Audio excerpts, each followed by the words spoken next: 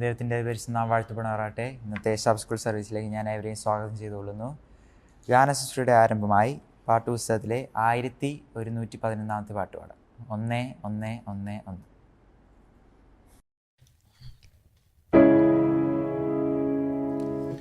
ആയിരങ്ങൾ വീണാലും പതിനായിരങ്ങൾ വീണാലും വലയമായി നിന്നെന്നെ കാത്തിടുവാൻ ദൈവദൂതന്മാരുണ്ടരികിൽ. അസാധ്യമായി എനിക്കൊന്നുമില്ലല്ലോ, സർവശക്തനാം ദൈവം എൻ്റെ കൂടെയുണ്ടല്ലോ. സകലവും ഇന്നെനിക്കു സാധ്യമാക്കുവാൻ എൻ്റെ യേശുവിൻ്റെ അത്ഭുതമാം നാമമുണ്ടല്ലോ. എൻ്റെ യേശുവിൻ്റെ അത്ഭുതമാം നാമമുണ്ടല്ലോ. ആയുധങ്ങൾ ഫലിക്കയില്ല, ഒരു തോൽവിയും ഇനി വരികയില്ല. എന്നെ ശക്തനായി മാറ്റിടുവാൻ ആത്മബലം എൻ്റെ ഉള്ളിലുള്ളതാ. അസാധ്യമായി എനിക്കൊന്നുമില്ലല്ലോ, സർവശക്തനാം ദൈവം എൻ്റെ കൂടെയുണ്ടല്ലോ. സകലവും ഇന്നെനിക്കു സാധ്യമാക്കുവാൻ എൻ്റെ യേശുവിൻ്റെ അത്ഭുതമാം നാമമുണ്ടല്ലോ. എൻ്റെ യേശുവിൻ്റെ അത്ഭുതമാം നാമമുണ്ടല്ലോ. തിന്മയതൊന്നും വരികയില്ല, എല്ലാം നന്മയ്ക്കായി തീർന്നിടുമേ. ബാധയതൊന്നും അടുക്കയില്ല, എൻ്റെ ഭവനത്തിൽ ദൈവമുണ്ടെന്നും. അസാധ്യമായി എനിക്കൊന്നുമില്ലല്ലോ, സർവശക്തനാം ദൈവം എൻ്റെ കൂടെയുണ്ടല്ലോ. സകലവും ഇന്നെനിക്കു സാധ്യമാക്കുവാൻ എൻ്റെ യേശുവിൻ്റെ അത്ഭുതമാം നാമമുണ്ടല്ലോ. എൻ്റെ യേശുവിൻ്റെ അത്ഭുതമാം നാമമുണ്ടല്ലോ. അടുത്തതായി 975 പാട്ട് പാടാം. 975.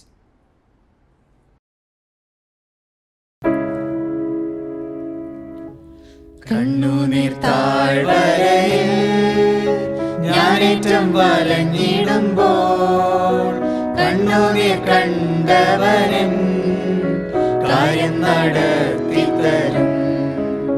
നിന്മനമിളകാതെ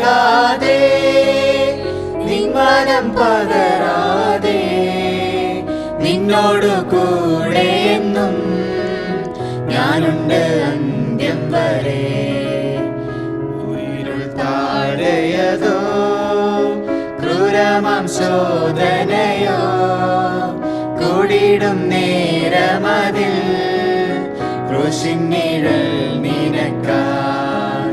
നിന്മനമിളകാതെ നിന്മനം പതരാതെ നിന്നോടു കൂടെ എന്നും ഞാനുണ്ട് അന്ത്യം വരെ. തീച്ചുള സിംഹക്കുഴി പൊട്ടക്കിണർ മരുഭൂ ജയിലറയിൽ ചവാണോ മരണമോ വന്നിടട്ടെ. നിന്മനമിളകാതെ നിന്മനം പതരാതെ നിന്നോടു കൂടെ എന്നും ഞാനുണ്ട് അന്ത്യം വരെ. കാലങ്ങൾ കാത്തിടണോ കാന്ത നിന്നാഗമനം, കഷ്ടത തീർന്നിടുവാൻ കാലങ്ങളേറെയില്ല. നിന്മനമിളകാതെ നിന്മനം പതരാതെ നിന്നോടു കൂടെ എന്നും ഞാനുണ്ട് അന്ത്യം വരെ.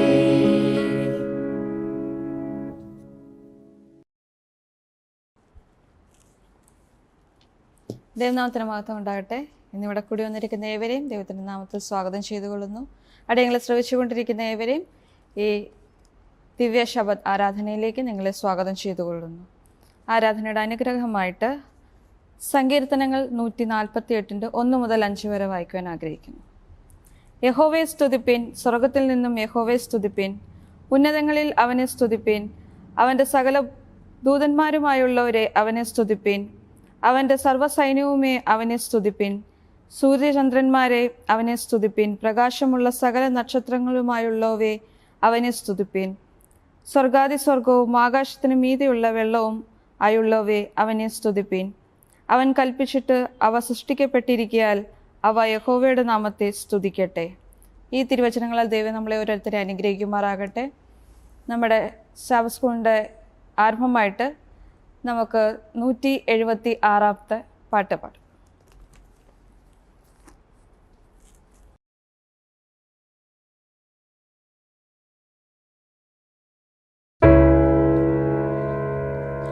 പൊന്നേശു തമ്പുരാൻ നല്ലൊരു രക്ഷകൻ എന്നെ സ്നേഹിച്ചു തൻ ജീവൻ വച്ചു. സ്വർഗസിംഹാസനം താതന്റെ മാർവതും ദൂതന്മാർ സേവയും വിട്ടൻ പേർക്കായി. ദാസനെ പോലവൻ ജീവിച്ചു പാപിയൻ ശാപം ശിരസതിലേറ്റിടുവാൻ.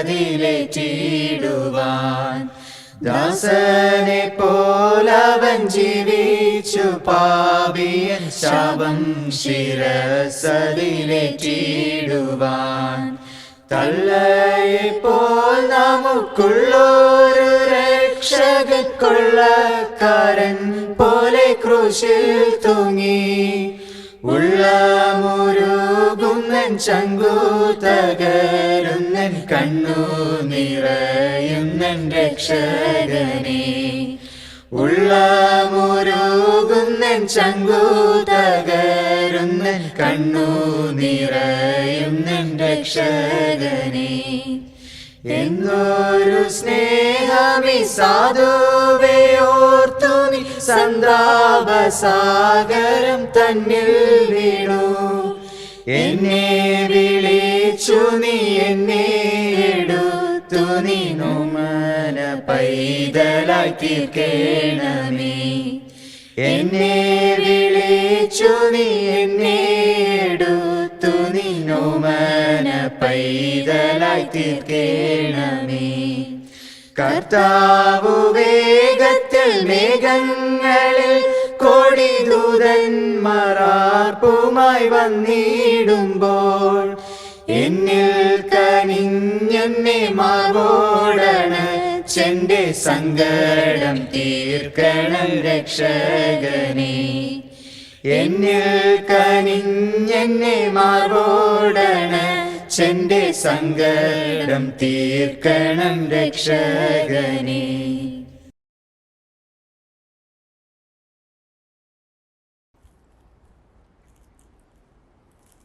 പ്രാർത്ഥിക്കാം. അടിയങ്ങളോട് സ്നേഹിക്കുന്ന വാഴ്ത്തപ്പെട്ട നല്ല ദൈവത്തിന് നാമത്തിനോട് സ്തോത്രം ചെയ്യുന്ന കർത്താവേ. ദൈവമേ, ഈ ഒരു ശബ്ദത്തിൽ അടിയങ്ങൾക്ക് ഇവിടെ വരുവാൻ സഹായിച്ച കൃപയ്ക്കാൻ നന്ദിയോട് സ്തോത്രം ചെയ്യുന്ന കർത്താവേ. ഇവിടെ കൂടി വന്നിരിക്കുന്ന ഏവരെയും തിരുസന്നിലേക്ക് താഴ്ത്തി സമർപ്പിക്കുന്ന കർത്താവേ. ദൈവമേ, അടിയങ്ങൾ ശുശ്രൂഷയുടെ ഓരോ ഘട്ടങ്ങളിലും ദൈവത്തിൻ്റെ കൃപ അവിടുന്ന് കൂടെ ഇരിക്കുമാറാകണമെന്ന് പ്രാർത്ഥിക്കുന്നു കർത്താവേ. ദൈവമേ, സഭയിൽ വരുവാൻ കഴിയാത്തവരെ ഓർത്ത് പ്രാർത്ഥിക്കുന്നു. അവരായിരിക്കുന്ന സ്ഥാനത്ത് ദൈവത്തിൻ്റെ കൃപയും കരുതലും കാവലും കൂടെ ഇരിക്കുമാറാകണമെന്ന് പ്രാർത്ഥിക്കുന്നു കർത്താവേ.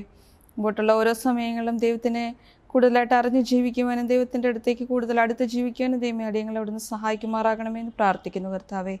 തുടർന്നുള്ള ഓരോ ശുശ്രൂഷകളിലും ദൈവത്തിൻ്റെ കൃപയും കരുതലും കാവലും കൂടി ഇരിക്കുമാറാകണമെന്ന് പ്രാർത്ഥിക്കുന്നു കർത്താവേ. രോഗത്തിലും ബുദ്ധിമുട്ടുകളിലും പ്രയാസത്തിലുമായിരിക്കുന്ന ദൈവമക്കളെ തിരുസന്നിലേക്ക് താഴ്ത്തി സമർപ്പിക്കുകയാണ് കർത്താവേ. ആരായിരിക്കുന്ന സ്ഥാനത്ത് അപ്പച്ചൻ്റെ വചനങ്ങളെ അയച്ച് ദൈവമേ അവർക്ക് ആശ്വാസം പകർന്ന് നൽകുമാറാകണമെന്ന് പ്രാർത്ഥിക്കുന്നു കർത്താവേ. ഇന്നിവിടെ ശുശ്രൂഷ നിർവഹിക്കുന്ന എല്ലാ ദൈവമക്കളെയും അപ്പച്ചൻ്റെ തിരുസന്നിലേക്ക് താഴ്ത്തി സമർപ്പിക്കുകയാണ് കർത്താവേ. അടിയങ്ങൾക്ക് അനുഗ്രഹപ്രദമായിട്ടൊരു ദൈവമേ ഒരു ശബത്ത് ആരാധന അടിയങ്ങൾക്ക് ലഭിക്കാനും അത് അടിയങ്ങളുടെ ജീവിതത്തിൽ മുമ്പോട്ടുള്ള ഓരോ കാര്യാദികളിലും ദൈവമേ അവിടുന്ന് കൂടെ ഇരിക്കുമാറാകണമെന്ന് പ്രാർത്ഥിക്കുന്നു കർത്താവേ. പ്രാർത്ഥിച്ചായിട്ടുള്ള എല്ലാ കാര്യങ്ങളെയും അപ്പച്ചൻ്റെ തിരുസന്നിലേക്ക് താഴ്ത്തി സമർപ്പിക്കുന്നു. കൃപയുടെ കേൾക്കണമേ സ്വർഗ്ഗസ്ഥ പിതാവാം ദൈവമേ. ആമേൻ. ദൈവനാമത്തിന് മഹത്വം ഉണ്ടാകുമാറാകട്ടെ. ഇന്നത്തെ മിഷൻ റിപ്പോർട്ടിലേക്ക് ഏവരെയും സ്വാഗതം ചെയ്തുകൊള്ളുന്നു. ഇന്നത്തെ മിഷൻ റിപ്പോർട്ട് പ്രാർത്ഥിക്കാൻ ഞങ്ങളെ പഠിപ്പിക്കണമേ എന്ന തലക്കെട്ടോട് കൂടിയതാണ്. ഇത് നമ്മെ എഴുതി അറിയിക്കുന്നത് നതാലിയ, ഉക്രൈനിൽ നിന്ന്. ഈ ക്വാർട്ടറിലെ മിഷൻ റിപ്പോർട്ടുകൾ യൂറോ ഏഷ്യ ഡിവിഷനിൽ നിന്നുള്ളതാണ്. ഈ യൂറോ ഏഷ്യ ഡിവിഷനിൽ 12 രാജ്യങ്ങളുണ്ട്. ആ 12 രാജ്യത്തിലെ ഒരു രാജ്യമാണ് ഉക്രൈൻ. ഉക്രൈനിലെ ബുക്കായി എന്ന സ്ഥലത്തെ ഒരു സെവന്ത് ഡേ അഡ്വന്റിസ്റ്റ് സ്കൂളിൽ നടന്ന ഒരു സംഭവ കഥയാണ് ഇന്നത്തെ മിഷൻ റിപ്പോർട്ടിൽ നമുക്ക് കേൾക്കാനുള്ളത്. ബുക്കായി എന്ന ഈ അഡ്വന്റിസ്റ്റ് സ്കൂളിൽ 9ാം ക്ലാസ്സിലെ അധ്യാപികയാണ് നഥാല്യ. അവർ പഠിപ്പിച്ചിരുന്ന ആ ക്ലാസ്സിൽ 7 കുട്ടികൾ ഉണ്ടായിരുന്നു. അതിൽ 4 കുട്ടികൾ അഡ്വന്റിസ്റ്റ് കുടുംബങ്ങളിൽ നിന്നുള്ളവരും ബാക്കി 3 കുട്ടികൾ മറ്റു മതവിഭാഗത്തിൽപ്പെട്ടവരുമാണ്. എല്ലാ ദിവസവും നഥാല്യ എല്ലാ കുട്ടികളെയും കൂട്ടി ഒരു ക്ലാസ് മുറിയിൽ പ്രാർത്ഥനയ്ക്ക് വട്ടത്തിൽ നിർത്തുമായിരുന്നു. അവിടെ അവർ രോഗികൾക്ക് വേണ്ടിയും സ്കൂളിൻ്റെ വളർച്ചയ്ക്ക് വേണ്ടിയും മറ്റു കുട്ടികൾക്ക് വേണ്ടിയും പ്രാർത്ഥിക്കുമായിരുന്നു. അങ്ങനെ ഒരു ദിവസം നഥാല്യ അഡ്വന്റിസ്റ്റുകാരിയല്ലാത്ത വിക്ടോറിയ എന്ന കുട്ടിയോട് പ്രാർത്ഥിക്കാൻ ആവശ്യപ്പെട്ടു. അപ്പോൾ അവൾ ആദ്യം അത് വിസമ്മതിക്കുകയും പിന്നെ അവൾ ടീച്ചർ എനിക്ക് പ്രാർത്ഥിക്കാൻ കഴിയില്ല എന്ന് പറയുകയും ചെയ്തു. പക്ഷെ നഥാല്യ വീണ്ടും അവളെ നിർബന്ധിച്ചു കൊണ്ടിരുന്നു. എന്നാലും അവൾക്ക് ഒരു മടിയായിരുന്നു. എനിക്ക് പ്രാർത്ഥിക്കാൻ അറിയില്ല ടീച്ചർ, ഞാൻ എങ്ങനെയാണ് പ്രാർത്ഥിക്കേണ്ടത് എന്ന് അവൾ ചോദിക്കുകയും ചെയ്തു. അപ്പോൾ നഥാല്യ പറഞ്ഞു, നമ്മളിപ്പോൾ പഠിച്ച പാഠത്തിലുള്ളതുപോലെ പ്രിയ യേശുവെ ഞങ്ങളെ അനുഗ്രഹിക്കണമേ എന്ന് തുടങ്ങാൻ പറഞ്ഞു. അങ്ങനെ പറയാനുള്ള കാരണം അവർ അപ്പോൾ പഠിച്ചു കഴിഞ്ഞ പാഠം യേശു തൻ്റെ സ്നേഹം മറ്റുള്ളവരെ വെളിപ്പെടുത്തുകയും പ്രകാശമായി തീരുകയും ചെയ്യുന്നുവെന്നാണ്. അങ്ങനെ അവൾ പ്രാർത്ഥിച്ചു തുടങ്ങി, ഞങ്ങളെ എല്ലാവരെയും അനുഗ്രഹിക്കണമേ, ഞങ്ങളെല്ലാവരും നല്ല കുട്ടികളായി വളരുവാനും യേശുവിൻ്റെ സ്നേഹം മറ്റുള്ളവരിൽ പ്രകാശിപ്പിക്കുവാനും ഞങ്ങളെ സഹായിക്കണമേ എന്നവൾ പ്രാർത്ഥിച്ചു. ആദ്യത്തെ പ്രാർത്ഥനയ്ക്ക് ശേഷം അവളുടെ ഭയമെല്ലാം മാറിയിരുന്നു. പിന്നീട് ഒരു ദിവസം അവരുടെ ക്ലാസ്സിൽ തന്നെയുള്ള റസ്ലാൻ എന്ന കുട്ടിയോട് അധ്യാപിക പറഞ്ഞു, ഇന്ന് നീ പ്രാർത്ഥിക്കണം എന്ന് പറഞ്ഞു. അന്നേരം അവനും വിക്ടോറിയയെ പോലെ വിസമ്മതിക്കുകയും എനിക്ക് പ്രാർത്ഥിക്കാൻ അറിയില്ല ടീച്ചർ എന്ന് പറയുകയും ചെയ്തു. ടീച്ചർ പറഞ്ഞത് അവൻ അനുസരിക്കുകയും ചെയ്തില്ല. അത് നഥാല്യയ്ക്ക് വളരെയേറെ വിഷമമാകുകയും ചെയ്തു. അവൾ റസ്ലാന് വേണ്ടി പ്രത്യേകമായി ഭവനത്തിൽ നിരന്തരം പ്രാർത്ഥിച്ചുകൊണ്ടേയിരുന്നു. അങ്ങനെ ഇരിക്കെ ഒരു ദിവസം വിക്ടോറിയ എന്ന കുട്ടിക്ക് ചെവിയിൽ അണുബാധയേറ്റ് അവൾ കിടപ്പിലായി. അവൾക്ക് 1 മാസത്തോളം സ്കൂളിൽ വരാൻ കഴിഞ്ഞില്ല. അത് ആ കുട്ടികൾക്കെല്ലാവർക്കും ആ അധ്യാപികയ്ക്കും വളരെയേറെ വിഷമമുണ്ടായി. പ്രത്യേകിച്ച് ആ റസ്ലാൻ എന്ന് പറയുന്ന കുട്ടിക്ക് വളരെയേറെ വിഷമമുണ്ടാവുകയും ചെയ്തു. അവർ അവൾക്ക് വേണ്ടി പ്രത്യേകമായി പ്രാർത്ഥിച്ചുകൊണ്ടേയിരുന്നു. അങ്ങനെ ഒരു ദിവസം രാവിലെ നഥാല്യ കുട്ടികളോടെല്ലാവരോടും പറഞ്ഞു, നാളെ വിക്ടോറിയയുടെ ചെവിയുടെ ഓപ്പറേഷനാണ്, അതുകൊണ്ട് നമുക്കെല്ലാവർക്കും ഒരുമിച്ച് അവൾക്ക് വേണ്ടി പ്രാർത്ഥിക്കാം. ഇന്ന് ആര് അവൾക്ക് വേണ്ടി പ്രാർത്ഥിക്കുമെന്ന് ചോദിച്ചു. അപ്പോൾ പെട്ടെന്ന് റസ്ലാൻ പറഞ്ഞു, ഞാൻ ഇന്ന് അവൾക്ക് വേണ്ടി പ്രാർത്ഥിക്കും. അപ്പോൾ കുട്ടികൾക്കെല്ലാവർക്കും ആശ്ചര്യമാവുകയും അത് ആ അധ്യാപികയ്ക്ക് അത്ഭുതമാവുകയും ചെയ്തു. അവനും അത് ആശ്ചര്യമായി. ഞാൻ ഇതെന്താണ് പറയുന്നത് എന്ന് അവനും ചിന്തിക്കുകയുണ്ടായി. അങ്ങനെ കുട്ടികൾ എല്ലാവരും ബഹുമാനത്തോടെ കണ്ണുകൾ അടച്ചു. അങ്ങനെ റസ്ലാൻ പ്രാർത്ഥിച്ചു തുടങ്ങി, പ്രിയ യേശുവേ വിക്ടോറിയയെ അനുഗ്രഹിക്കണമേ, വിക്ടോറിയയുടെ ശസ്ത്രക്രിയ ഏറ്റവും അനുഗ്രഹിക്കപ്പെട്ടതായി തീർക്കണമേ, അവളുടെ കേൾവിക്ക് ഒന്നും സംഭവിക്കരുതേ, അവൾ എത്രയും പെട്ടെന്ന് സൗഖ്യമായി സ്കൂളിൽ കടന്നു വരണമേ എന്ന് പ്രാർത്ഥിച്ചു. അങ്ങനെ അവളുടെ ശസ്ത്രക്രിയ വളരെ വിജയകരമായി തീരുകയും അവൾ 2 ആഴ്ചകൾക്ക് ശേഷം സ്കൂളിൽ മടങ്ങി വരികയും ചെയ്തു. അത് ആ കുട്ടികൾക്കെല്ലാവർക്കും സന്തോഷമാവുകയും അവർ ദൈവത്തോട് നന്ദി പറയുകയും ചെയ്തു. അവരുടെ ക്ലാസ്സിൽ 7 കുട്ടികളിൽ 4 കുട്ടികൾ അഡ്വന്റിസ്റ്റ് കുടുംബങ്ങളിൽ നിന്നാണെന്ന് നേരത്തെ പറഞ്ഞുവല്ലോ. മറ്റ് 3 കുട്ടികൾ മറ്റു മതവിഭാഗത്തിൽ നിന്നുള്ളവരായതുകൊണ്ട് അവർക്ക് പ്രാർത്ഥിക്കാൻ അറിയില്ലായിരുന്നു. പക്ഷേ നഥാല്യ അവരെ പ്രാർത്ഥിക്കാൻ പഠിപ്പിക്കുകയും ആ പ്രാർത്ഥനയുടെ ശക്തി സ്വയം ബോധ്യപ്പെടുത്തുകയും ചെയ്തു. ഈ അനുഭവത്തിലൂടെ നഥാല്യ നൽകുന്ന സന്ദേശം, നാം എന്തു കാര്യവും ദൈവത്തോട് പ്രാർത്ഥനയോടുകൂടി ചോദിക്കുക, അന്നേരം അത് ദൈവം നമുക്ക് നടത്തിത്തരും. നമ്മുടെ ഹൃദയങ്ങളെ ദൈവത്തിനായി പകരുക, അന്നേരം ദൈവം നമ്മുടെ കാര്യങ്ങളെല്ലാം സാധിച്ചു തരും. ഈ ക്വാർട്ടറിലെ 13ാം വാര കാണിക്കയുടെ ഒരു ഭാഗം ഉക്രൈനിലെ ബുക്കായിൽ നഥാല്യ ജോലി ചെയ്യുന്ന സ്കൂൾ കെട്ടിടങ്ങൾ പണിയുന്നതിനായി വിനിയോഗിക്കുന്നു. അതിനായി നിങ്ങളെല്ലാവരും കാണിക്കകൾ നൽകി സഹായിക്കണമെന്ന് അപേക്ഷിക്കുന്നു. ആമേൻ.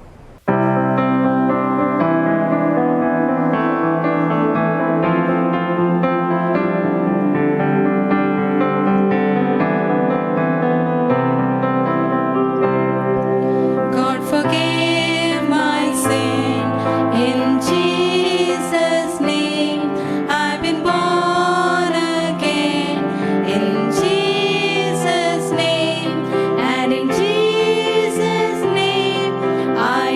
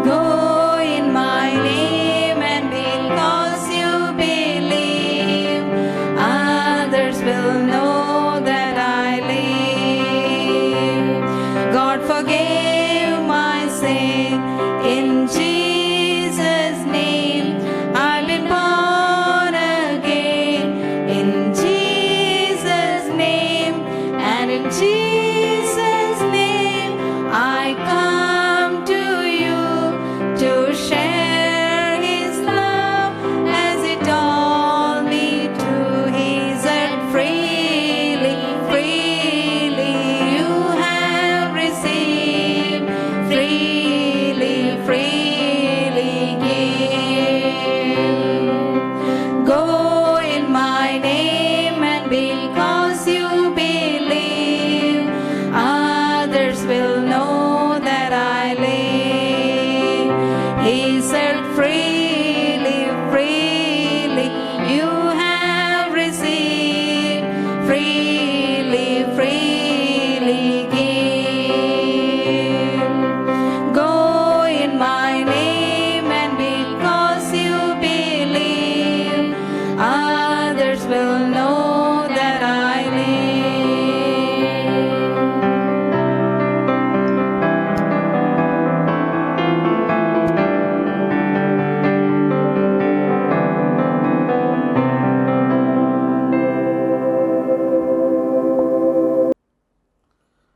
ദൈവത്തിൻ്റെ പരിശുദ്ധ നാമം വാഴ്ത്തപ്പെടുമാറാകട്ടെ. വീണ്ടും വരുന്ന യേശു ക്രിസ്തുവിൻ്റെ നാമത്തിൽ നിങ്ങൾക്ക് എല്ലാവർക്കും എൻ്റെ സ്നേഹവന്ദനത്തെ അറിയിക്കുകയാണ്.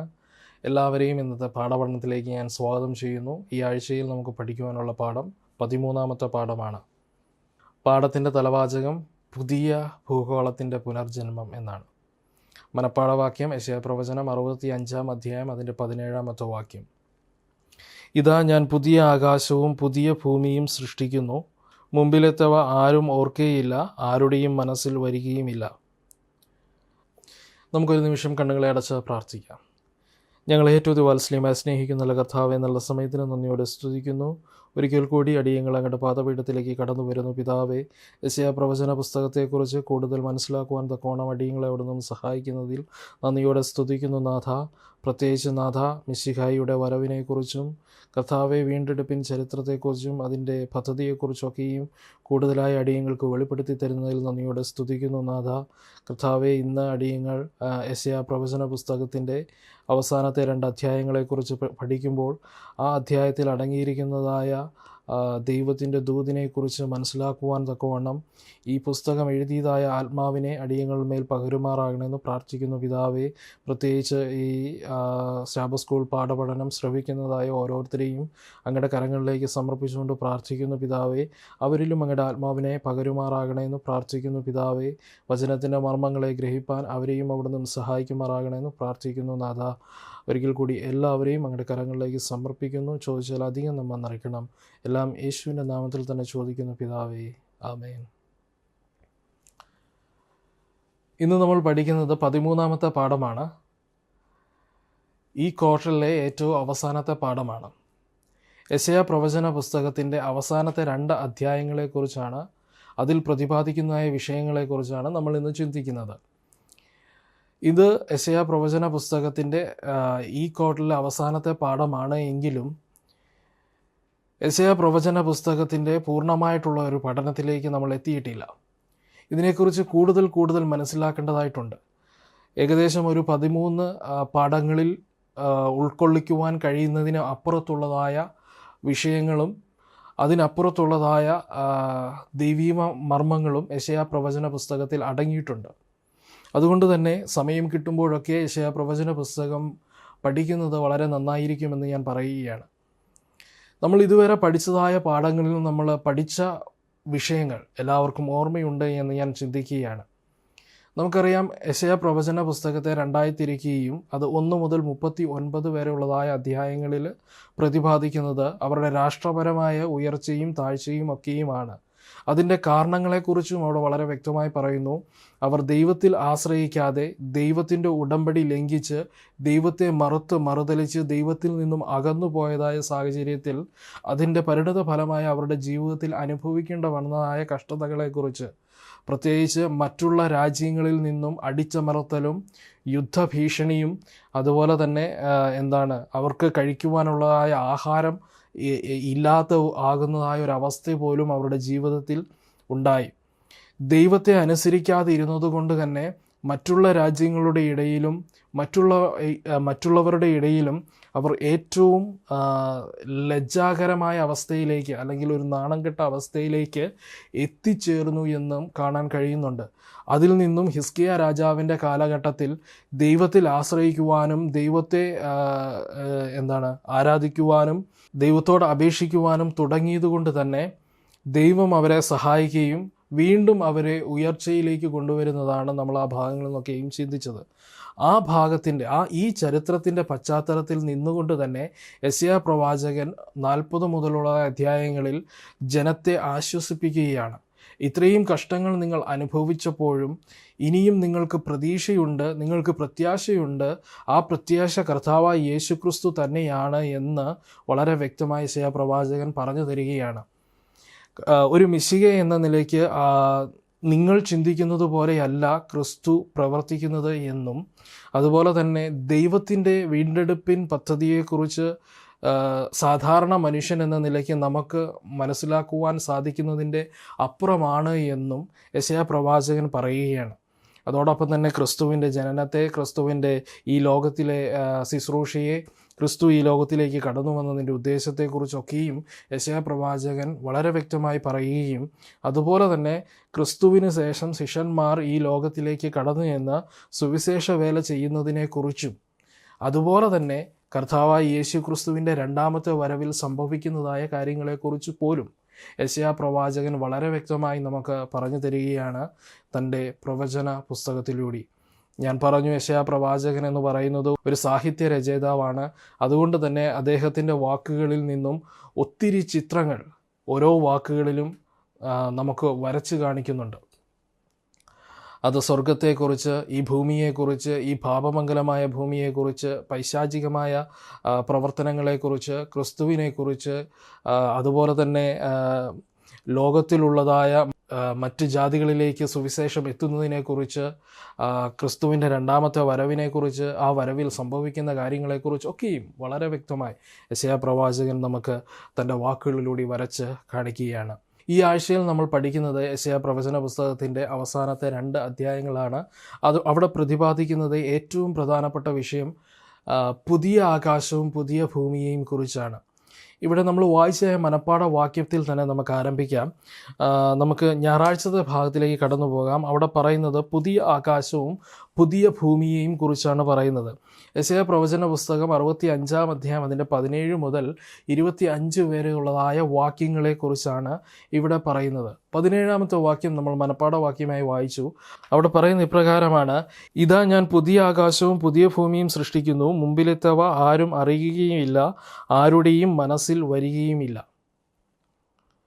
ഈ വാക്യം വായിച്ചപ്പോൾ നമുക്ക് മനസ്സിലായി, ഈ ദൈവം ഈ ഭൂമിയെ വീണ്ടും സൃഷ്ടിക്കുവാൻ തക്കവണ്ണം പോകുകയാണ്, അല്ലെങ്കിൽ ഈ ഭൂമിക്ക് ഒരു പുനർജന്മം നൽകുവാൻ തക്കവണ്ണം പോകുകയാണ്. അതിൻ്റെ കാരണം എന്താണ് എന്ന് നമുക്ക് വളരെ വ്യക്തമായിട്ടറിയാം. കാരണം മറ്റൊന്നുമല്ല, ഈ ഭൂമി പൂർണ്ണമായിട്ടും മലിനപ്പെട്ടിരിക്കുകയാണ്. പാപം ഈ ഭൂമിയിലേക്ക് കടന്നു വന്നപ്പോൾ തന്നെ ഈ ഭൂമി മലിനപ്പെട്ടു. അതുമാത്രവുമല്ല, അന്ധകാര ശക്തിയായ പിശാച് ഈ ഭൂമിയെ ഭരിക്കുവാൻ, തൻ്റെ കീഴിലാക്കുവാൻ തക്കവണ്ണം അലറുന്ന സിംഹം പോലെ ഊടാടി സഞ്ചരിച്ച് ജനങ്ങളെ തെറ്റിച്ചു കളഞ്ഞുകൊണ്ടിരിക്കുകയാണ് എന്ന് കാണാൻ കഴിയുന്നുണ്ട്.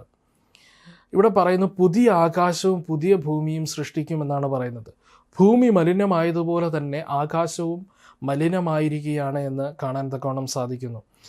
പ്രത്യേകിച്ച് നമ്മൾ പറയുകയാണെങ്കിൽ പാപത്താൽ, ഇവിടെ യെശയ്യാ പ്രവാചകൻ ഉദ്ദേശിക്കുന്നത് പാപത്താൽ മലിനമാക്കപ്പെട്ടതായ ഈ അന്തരീക്ഷത്തെയും ഈ ഭൂമിയെയും ദൈവം വീണ്ടും സൃഷ്ടിക്കുകയാണ്. അതിൻ്റെ ഉദ്ദേശം എന്താണ് എന്ന് ഈ ഭാഗത്തിൽ നമുക്ക് വളരെ വ്യക്തമായി മനസ്സിലാക്കാൻ തക്കവണ്ണം സാധിക്കുന്നുണ്ട്.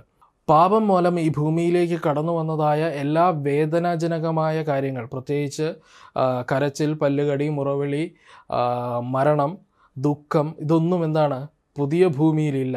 എപ്പോഴും സന്തോഷമുള്ളതായ, നിത്യതയോളം സന്തോഷമുള്ളതായ ഒരു പുതിയ ഭൂമിയെ ദൈവം സൃഷ്ടിക്കും എന്നാണ് യെശയ്യാ പ്രവാചകനിലൂടെ ദൈവം നമ്മളോട് പറയുന്നത്.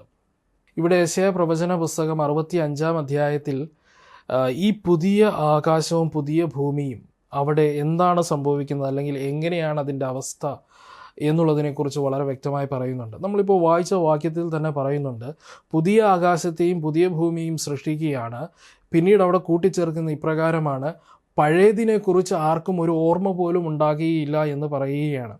നമുക്ക് പരിചിതമുള്ളതായ ഒരു വാക്കാണ് നൊസ്റ്റാൾജി. പലപ്പോഴും നമ്മുടെ ചെറുപ്പക്കാരൊക്കെ ഉപയോഗിക്കുന്നതാണ് നൊസ്റ്റാൾജി എന്നുള്ളതായ പദം. അപ്പോൾ ഇതിൻ്റെ അർത്ഥം എന്തെന്ന് ചോദിച്ചു കഴിഞ്ഞാൽ, ഒരുപക്ഷെ ഉദാഹരണം പറയുകയാണെങ്കിൽ, നമ്മൾ പണ്ട് പഠിച്ച സ്കൂളിലൊക്കെ ചെല്ലുമ്പോൾ പഴയ കാര്യങ്ങളൊക്കെ നമുക്ക് ഓർമ്മ വരും. അല്ലേ? അപ്പം എന്തെങ്കിലും ഒരു വസ്തു അതുമായി ബന്ധപ്പെട്ടുള്ളതായ എന്തെങ്കിലും ഒരു സംഭവമോ അല്ലെങ്കിൽ എന്തെങ്കിലും നമ്മൾക്ക് കാണുമ്പോൾ പഴയ കാര്യങ്ങൾ ഓർമ്മ വരും. ഇവിടെ പറയുകയാണ്, പുതിയ ഭൂമിയെ കാണുമ്പോൾ നിങ്ങൾക്ക് പഴയതൊന്നും ഓർമ്മ വരികയില്ല എന്ന് പറയുകയാണ്. അതായത് പൂർണ്ണമായിട്ടും എന്താണ്, പുതുക്കി സൃഷ്ടിക്കുകയാണ് ചെയ്യുന്നത് എന്ന് കാണുവാൻ തക്കവണ്ണം സാധിക്കുന്നുണ്ട്. ഓർമ്മ പോലും ഉണ്ടാകുകയില്ല എന്ന് കാണാൻ കഴിയുന്നുണ്ട്. ഇന്ന് ഈ ഭൂമിയിൽ ഒരു മനുഷ്യൻ ക്രിസ്തുവിലായാൽ അവൻ പുതിയ സൃഷ്ടിയാണ്.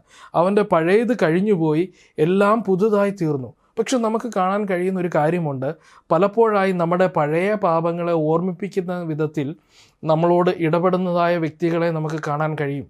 ചിലപ്പോൾ നമ്മൾ 6 മാസങ്ങൾക്ക് മുമ്പ് ചെയ്തതായ ഒരു തെറ്റ് നമ്മൾ പൂർണ്ണമായും ദൈവസന്നിധിയിൽ ഏറ്റുപറഞ്ഞ് പാപക്ഷമ നമുക്ക് ലഭിച്ചു എന്ന് വിശ്വസിക്കുന്നുവെങ്കിൽ പോലും ഇടയ്ക്കിടയ്ക്ക് അതിനെക്കുറിച്ച് നമ്മളെ ഓർമ്മിപ്പിക്കുവാൻ വേണ്ടി പിശാച് പലരിലൂടെയും ശ്രമിക്കും. അതുമാത്രവുമല്ല, പലപ്പോഴായി നമ്മൾ ഈ തെറ്റുകൾ വീണ്ടും വീണ്ടും ആ തെറ്റുകൾ ചൂണ്ടിക്കാണിച്ച് നമ്മളെ എന്ത് ചെയ്യും, മാനസികമായി പീഡിപ്പിക്കുന്നതായ ചില സാഹചര്യങ്ങളൊക്കെ ഈ ഭൂമിയിൽ നമുക്ക് അനുഭവിക്കുവാൻ കഴിയും.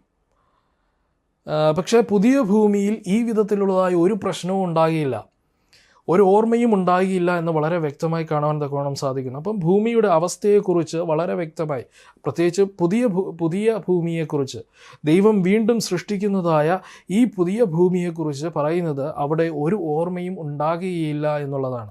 മനുഷ്യനെല്ലാം മറന്നുപോകുന്ന വിധം അൽസിമേഴ്സ് എന്ന അസുഖം ബാധിക്കുമെന്നല്ല പറയുന്നത്, അവൻ്റെ ജീവിതത്തിൽ സംഭവിച്ചതായ കാര്യങ്ങളെ ഓർമ്മിപ്പിക്കുന്ന വിധത്തിൽ ഒന്നും തന്നെ അവിടെ ഉണ്ടാകില്ല. എല്ലാം പുതിയതായി സൃഷ്ടിക്കപ്പെടുമെന്ന് കാണാൻ തക്കവണ്ണം സാധിക്കുന്നു. യെശയ്യാ പ്രവാചകൻ ഈ ഭാഗങ്ങൾ വായിക്കുമ്പോൾ ഈ പുതിയ ഭൂമിയിൽ ഉണ്ടാകുന്നതായ സംഭവങ്ങളെക്കുറിച്ച് യെശയ്യാ പ്രവാചകന് ദൈവം വെളിപ്പെടുത്തി കൊടുത്തതിൻ്റെ വെളിച്ചത്തിൽ തൻ്റെ വാക്കുകൾ ഉപയോഗിച്ചുകൊണ്ട് യെശയ്യാ പ്രവാചകൻ എഴുതുകയാണ് ചെയ്യുന്നത്. നമുക്കറിയാം, സാഹിത്യകാരനായ യെശയ്യാ പ്രവാചകന് ആത്മാവിലൂടെ കൊടുക്കുന്നതായ ഈ ആശയത്തെ യെശയ്യാ പ്രവാചകൻ എഴുതുമ്പോൾ തൻ്റെ സാഹിത്യവും കൂടി ഉൾപ്പെടുത്തുന്നു എന്ന് കാണാൻ കഴിയുന്നുണ്ട്. അതുകൊണ്ട് തന്നെ ആ ഭാഗമൊക്കെയും വായിക്കുമ്പോൾ നമുക്ക് വളരെ വ്യക്തമായി കാണുവാൻ തക്കവണ്ണം സാധിക്കുന്നത് യെശയ്യാ പ്രവാചകൻ്റെ തനതായ ഒരു ശൈലി അവിടെ ഉണ്ട് എന്ന് കാണാൻ കഴിയുന്നുണ്ട്. നമുക്ക് മനസ്സിലാക്കുന്ന ഒരു കാര്യം, ഇവിടെ പൂർണ്ണമായും പുതിയ ഭൂമിയെക്കുറിച്ച് പറയുന്നത് പഴയ ഓർമ്മകൾ ഒന്നും തന്നെ ഇല്ലാത്ത ഈ പുതിയ ഭൂമിയെ, കാരണം നമ്മളെ വേദനിപ്പിക്കാനോ വിഷമിപ്പിക്കാനോ അല്ലെങ്കിൽ നമ്മളെ വീണ്ടും നമ്മുടെ തെറ്റുകളെ ചൂണ്ടിക്കാണിച്ച് നമ്മളെ നിരാശയിലേക്ക് ആഴ്ത്തിക്കളയുവാനോ തക്കവണ്ണം ആരും തന്നെ ഇല്ലാത്തതായ ഒരു സാഹചര്യം ഉള്ളതായ ഒരു ഭൂമി ആണ് ദൈവം നമുക്ക് സൃഷ്ടിച്ചു തരുന്നത്. നമ്മൾ അതിന് അവകാശികളാകുകയാണെങ്കിൽ ആ അവസ്ഥയാണ് നമുക്ക് ആ ഭൂമിയിൽ ഉണ്ടാകുക എന്ന് വളരെ വ്യക്തമായി കാണുവാൻ തക്കവണ്ണം സാധിക്കുന്നു. പിന്നെ നമ്മൾ താഴോട്ട് വായിക്കുമ്പോൾ ഈ ഭൂമിയെക്കുറിച്ച്, അതായത് പുതിയ ഭൂമിയെക്കുറിച്ച്, ആ ഭൂമിയിൽ സംഭവിക്കുന്നതായ അല്ലെങ്കിൽ അവിടെ ഉള്ളതായ കാര്യങ്ങളെക്കുറിച്ച് യെശയ്യാ പ്രവാചകൻ ഒരു 8 പോയിൻറ്റ്സ് പറയുന്നുണ്ട്, അല്ലെങ്കിൽ 8 കാര്യങ്ങൾ പറയുന്നുണ്ട്. പിന്നീട് പറയുന്നത്, യെശയ്യാ പ്രവാചകൻ പറയുകയാണ്, സന്തോഷവും ആനന്ദവും അവിടെ ഉണ്ടാകും. ഒന്ന്, പഴയത് കഴിഞ്ഞുപോയി, ഒരു ഓർമ്മ പോലും ഉണ്ടാകില്ല. പിന്നെ സന്തോഷവും ആനന്ദവും എപ്പോഴും ഉണ്ടാകും. നമുക്കറിയാം, പഴയതിനെക്കുറിച്ച് നമുക്ക് ഓർക്കുവാനായുള്ള സാഹചര്യം ഇല്ല എങ്കിൽ തീർച്ചയായിട്ടും സ്വാഭാവികമായി എപ്പോഴും നമ്മൾ സന്തോഷിച്ചുകൊണ്ടേയിരിക്കും. അവിടെ പറയുകയാണ്, ദൈവസന്നിധിയിൽ എപ്പോഴും സന്തോഷിച്ചും ആനന്ദിച്ചും കൊണ്ടിരിക്കുമെന്ന് പറയുന്നുണ്ട്. വീണ്ടും നമ്മൾ അതിൻ്റെ 19ാമത്തെ വാക്യത്തിലേക്ക് വരുമ്പോൾ അവിടെ പറയുകയാണ്, കരച്ചിലും നിലവിളിയും ഇനി അതിൽ കേൾക്കുകയില്ല. കരച്ചിലും നിലവിളിയും ഇനി അതിൽ കേൾക്കുകയില്ല എന്ന് പറയുന്നു. വീണ്ടും നമ്മൾ 20ാമത്തെ വാക്യത്തിലേക്ക് വരുമ്പോൾ അവിടെ ചെറിയൊരു കൺഫ്യൂഷൻ നമുക്കുണ്ടാകും. അവിടെ ഇപ്രകാരമാണ് എഴുതിയിരിക്കുന്നത്, യെശയ്യാ പ്രവചനം 65-ാം അധ്യായം അതിൻ്റെ 20ാമത്തെ വാക്യം, കുറേ ദിവസം മാത്രം ജീവിക്കുന്ന കുട്ടിയും ആയുസ്സു തികയാത്ത വൃദ്ധനും അവിടെ ഇനി ഉണ്ടാകുകയില്ല. ബാലൻ 100 വയസ്സ് പ്രായമുള്ളവനായി മരിക്കും. പാപിയോ 100 വയസ്സുള്ളവനായിരുന്നാലും ശപിക്കപ്പെട്ടവൻ എന്നേ വരൂ. അപ്പോൾ ഇവിടെ ഈ വാക്യം ഇവിടെ ഇപ്രകാരമാണ് എഴുതിയിരിക്കുന്നത്, ബാലൻ 100 വയസ്സ് പ്രായമുള്ളവനായി മരിക്കും. അപ്പം സ്വാഭാവികമായി ആൾക്കാർ ചോദിക്കും, എന്തുകൊണ്ടാണ് സ്വർഗത്തിൽ മരണമില്ല എന്ന് പറഞ്ഞിട്ട് ഇവിടെ യെശയ്യാ പ്രവാചകൻ പറയുകയാണ്. സ്വർഗത്തിൻ്റെ അവസ്ഥയെക്കുറിച്ച് പറയുമ്പോൾ ആ കൂട്ടത്തിൽ കൂട്ടിച്ചേർക്കുകയാണ്, ബാലൻ 100 വയസ്സുള്ളവനായി മരിക്കും എന്ന് പറയുകയാണ്. അപ്പം യഥാർത്ഥത്തിൽ സ്വർഗത്തിൽ മരണമുണ്ടോ എന്നുള്ളതിനെക്കുറിച്ചൊക്കെയും ഒരു സംശയമുണ്ടാകും. ഇതിന് തൊട്ട് മുൻപുള്ളതായ വാക്യത്തിൽ പറയുന്നുണ്ട്, 2 വാക്യങ്ങൾ പറയുകയാണ്, സന്തോഷവും ആനന്ദവും അവിടെ ഉണ്ടാവും, കരച്ചിലും നിലവിളിയും അവിടെ ഉണ്ടാകുകയില്ല. അപ്പം മരണമുണ്ടെങ്കിൽ മാത്രമേ കരച്ചിലും നിലവിളിയും ഉണ്ടാവുകയുള്ളൂ, മരണമുണ്ടെങ്കിൽ മാത്രമേ ദുഃഖമുണ്ടാകുകയുള്ളൂ. ഈ ഭൂമിയിലാണെങ്കിൽ പോലും ഒരു മരണവാർത്ത കേൾക്കുന്നത് നമുക്ക് ഏറ്റവും ദുഃഖകരമായ അവസ്ഥയാണ്, അല്ലേ? അപ്പോൾ ഇവിടെ എന്താണ് യെശയ്യാ പ്രവാചകൻ ഉദ്ദേശിക്കുന്നത് എന്നുള്ളതാണ്. അവിടെയാണ് ഞാൻ പറഞ്ഞതുപോലെ തന്നെ യെശയ്യാ പ്രവാചകൻ ഒരു സാഹിത്യകാരൻ എന്ന നിലയ്ക്ക് എഴുതുകയാണ്. ഇവിടെ നമുക്ക് ഈ ഭാഗം എന്താണെന്ന് വ്യക്തമാക്കുവാൻ വേണ്ടി അവിടെ പറയുന്ന ഇപ്രകാരമാണ്: കുറേ ദിവസം മാത്രം ജീവിക്കുന്ന കുട്ടിയും ആയുസ് തികയാത്ത വൃദ്ധനും എന്ന് പറയുന്നുണ്ട്. അപ്പോൾ ഈ ഭൂമിയിലായിരിക്കുന്ന അവസ്ഥയ്ക്ക് ഒരു വിപരീതമായ അവസ്ഥയാണ് സ്വർഗത്തിൽ ഉണ്ടാകുന്നതെന്ന് പറയുകയാണ്. ഇവിടെ ജനിച്ചതായ കുട്ടികൾ, നമുക്കറിയാം ഏറ്റവും ദുഃഖകരമായ ഒരു കാര്യം എന്ന് പറയുന്നത് ജനിച്ച കുട്ടികൾ മരിച്ചു പോകുമ്പോൾ നമുക്ക് ഏറ്റവും വിഷമം ഉണ്ടാകും. നമ്മൾ ചോദിക്കും എന്തുകൊണ്ടാണ് അത് സംഭവിച്ചത് എന്നുള്ളതായ ചോദ്യമൊക്കെ നമുക്കുണ്ടാകാറുണ്ട്. ഇവിടെ പറയുകയാണ് അങ്ങനെ ഒരു സംഭവം ഇനി അവിടെ ഉണ്ടാകുകയില്ല. അതുമാത്രവുമല്ല, ഇവിടെ പറയുകയാണ് ആയുസ് തികയാത്തതായ വൃദ്ധന്മാരും അവിടെ ഉണ്ടാകത്തില്ല. നമുക്കറിയാം വൃദ്ധരായിരിക്കുന്നതായ മനുഷ്യർക്ക് മരണത്തെ ഭയം കൂടുതലാണ്. കാരണം എന്താണ്? അവർക്ക് കുറച്ച് നാൾ കൂടി ജീവിക്കണമെന്നുള്ള ആഗ്രഹം ഉണ്ടാകുന്നു. അതെല്ലാ മനുഷ്യർക്കും ജീവിക്കണമെന്നുള്ള ആഗ്രഹമുണ്ട്. ഇവിടെ പറയുകയാണ് ആയുസ് തികയാതെ മരിച്ചു പോകുന്ന വൃദ്ധന്മാർ അവിടെ ഉണ്ടാകുകയില്ല. ഈ ഭാഗത്ത് നിന്ന് വളരെ വ്യക്തമാക്കുന്നത് മരണത്തെക്കുറിച്ചല്ല ഇവിടെ പറയുന്നത്. ഇവിടെ പറയുന്നത് ഒരു മനുഷ്യൻ്റെ ആയുസ്സിനെ കുറിച്ചാണ് പറയുന്നത്, അല്ലെങ്കിൽ പ്രായത്തെക്കുറിച്ചാണ് പറയുന്നത്. ജനിച്ച ഉടനെ മരിക്കുന്നതായ കുഞ്ഞുങ്ങൾ എന്താണ്, അവരുടെ ജീവിതം തുടങ്ങുന്നതിന് മുമ്പ് മരിക്കുകയും പ്രായമായ വൃദ്ധന്മാർ അവരുടെ ജീവിതം അവർക്ക് ഇനിയും ജീവിക്കണമെന്ന് തോന്നുന്നതായ സാഹചര്യത്തിൽ മരിക്കുകയും ചെയ്യുന്നതായ ഒരവസ്ഥ അവിടെ ഉണ്ടാകില്ല. അതായത് ആയുസ്സിനെ കുറിച്ചാണ് ഇവിടെ വ്യക്തമാക്കുന്നത്. എന്നേക്കും അവർക്കെന്താണ്, നിത്യതയോളം അവർക്കെന്താണ്, ആയുസ് ഉണ്ടായിരിക്കും എന്നുള്ളതാണ്. അല്ലെങ്കിൽ അവരുടെ പ്രായം ഒരിക്കലും എന്താണ് നിൽക്കുന്നില്ല, പ്രായം ഇങ്ങനെ കൂടിക്കൊണ്ടിരിക്കുക മാത്രമാണ് ചെയ്യുന്നത് എന്നാണ് യെശയ്യാ പ്രവാചകൻ ഇവിടെ ഉദ്ദേശിക്കുന്നത്. രണ്ടാമത്തെ വാക്യം വായിക്കുമ്പോൾ അവിടെ ബാലൻ 100 വയസ്സുള്ളവനായി മരിക്കുമെന്ന് പറയുന്നുണ്ട്. യെശയ്യാ പ്രവാചകൻ ഉദ്ദേശിക്കുന്നത് ആയുസ്സിനെക്കുറിച്ച് തന്നെയാണ് എന്ന് വളരെ വ്യക്തമായി കാണുവാൻ തക്കവണ്ണം സാധിക്കുന്നു. നമുക്കറിയാം പ്രളയത്തിന് മുമ്പ് ഈ ഭൂമിയിൽ ജീവിച്ചിരുന്ന മനുഷ്യർ 900 വർഷം വരെ ജീവിച്ചിരുന്നതായ കാലഘട്ടമുണ്ട്. 930 സംവത്സരം വരെ ജീവിച്ചിരുന്നു. അവിടെ നമുക്ക് ഉൽപ്പത്തി പുസ്തകമൊക്കെ വായിക്കുമ്പോൾ 5-ാം അധ്യായമൊക്കെയും വായിക്കുമ്പോൾ അവിടെ നമ്മുടെ പൂർവികരായ പിതാക്കന്മാരൊക്കെയും അവരുടെ കുടുംബജീവിതമൊക്കെയും ആരംഭിക്കുന്നത് ഏകദേശം 100-105 വർഷങ്ങളിലൊക്കെ വയസ്സുകളിലൊക്കെയാണ് എന്ന് കാണാൻ കഴിയുന്നുണ്ട്, അല്ലേ? ഇന്നത്തെ കാലഘട്ടത്തിൽ അത് നടക്കുന്ന കാര്യമാണ്. ഒരുപക്ഷെ 100 വയസ്സിൽ കല്യാണം കഴിച്ച് 100 വയസ്സിലൊരു കുടുംബം ആയി ഒരു കുട്ടിയാകണം എന്ന് ഞാനോ നിങ്ങളോ ചിന്തിച്ചാൽ അത് നടക്കുന്ന കാര്യമാണോ? അല്ല. അപ്പോൾ അന്ന് ആയുസ് കൂടുതലായിരുന്നു. അപ്പോൾ ഇവിടെ പറയുന്നത് ഈ ആയുസ്സിനെ കുറിച്ചാണ് എന്താണ് യെശയ്യാ പ്രവാചകൻ പറയുന്നത്. ബാലൻ 100 വയസ്സാകുമ്പോഴാണ് എന്താണ്, 100 വയസ്സായാലും അവനെന്താണ്, ഒരു മെച്യൂരിറ്റിയിലേക്ക് എത്തുന്നില്ല. ഒരിക്കലും മരണത്തെക്കുറിച്ചല്ല യെശയ്യാ പ്രവാചകൻ പറയുന്നത്. സ്വർഗത്തിൽ മരണമില്ല, അല്ലെങ്കിൽ സ്വർഗത്തിൽ മരണമുണ്ട് എന്നോ അല്ലെങ്കിൽ മരണമില്ല എന്നുള്ള കാര്യമല്ല യെശയ്യാ പ്രവാചകൻ പറയുന്നത്. ഇവിടെ പൂർണ്ണമായിട്ടും യെശയ്യാ പ്രവാചകൻ ആയുസ്സിനെ അല്ല പ്രായത്തെക്കുറിച്ച് പറയുകയാണ്. അവിടെ പ്രായം കൂടിക്കൂടി വരിക മാത്രമാണ് ചെയ്യുന്നത്. അതിനൊരു അവസാനം ഉണ്ടാകുകയില്ല എന്നാണ്, അല്ലെങ്കിൽ അവൻ്റെ ആയുസ് നമുക്ക് അളക്കുവാൻ തക്കോണം സാധിക്കത്തില്ല എന്നുള്ളതാണ് ഇവിടെ പറയുന്നത്. അപ്പോൾ സ്വർഗത്തിൽ മരണമില്ല. കാരണം വളരെ വ്യക്തമായി വെളിപ്പാട് പുസ്തകമൊക്കെ 21-ാം അധ്യായം 22-ാം അധ്യായമൊക്കെ വായിക്കുമ്പോഴും സ്വർഗത്തിൽ മരണമില്ല എന്ന് വളരെ വ്യക്തമായി കാണുവാൻ തക്കോണം സാധിക്കുന്നു. അപ്പോൾ പുതിയ ഭൂമിയിൽ മനുഷ്യർ മരിക്കുന്നില്ല, അവർ നിത്യതയോളം ദൈവത്തോടൊപ്പം വസിക്കും എന്ന് വളരെ വ്യക്തമായി ഇവിടെ യെശയ്യാ പ്രവാചകൻ പറയുകയാണ്. വീണ്ടും ഈ പുതിയ ഭൂമിയിൽ സംഭവിക്കുന്ന കാര്യത്തെക്കുറിച്ച് പറയുന്നത് അവിടെ ഇസ്രായേൽ മക്കളുടെ ചരിത്രത്തെ ചൂണ്ടിക്കാണിച്ചുകൊണ്ട് അല്ലെങ്കിൽ ദൃഷ്ടാന്തമാക്കിക്കൊണ്ട് പറയുകയാണ്. കാരണം അവരുടെ ജീവിതത്തിൽ പലപ്പോഴും അവർ കൃഷി ചെയ്യുമ്പോൾ അന്യരാജ്യക്കാർ വന്നെന്ത് ചെയ്യുന്നു, കീഴടക്കി അവരുടെ കൃഷിയെല്ലാം കൊള്ളയടിച്ചു കൊണ്ടുപോകുന്നു. അതിങ്ങനെ അവരുടെ ജീവിതം ഉടനീളം സംഭവിച്ചാണ്. നമ്മൾ ഈ യെശയ്യാ പ്രവചന പുസ്തകത്തിൽ തന്നെ എന്താണ്, അവർ നല്ല അഭിവൃദ്ധിയിലേക്ക് എത്തുന്നു, ഉസിയ രാജാവിൻ്റെ കാലഘട്ടത്തിൽ ഉന്നതിയിലേക്ക് എത്തുന്നു. പെട്ടെന്ന് മശൂർ സാമ്രാജ്യം വന്ന് അവരെ നശിപ്പിക്കുന്നു. പിന്നെ മറ്റ് രാജ്യങ്ങളൊക്കെയും വന്ന് അവരെ ആക്രമിക്കുന്നു.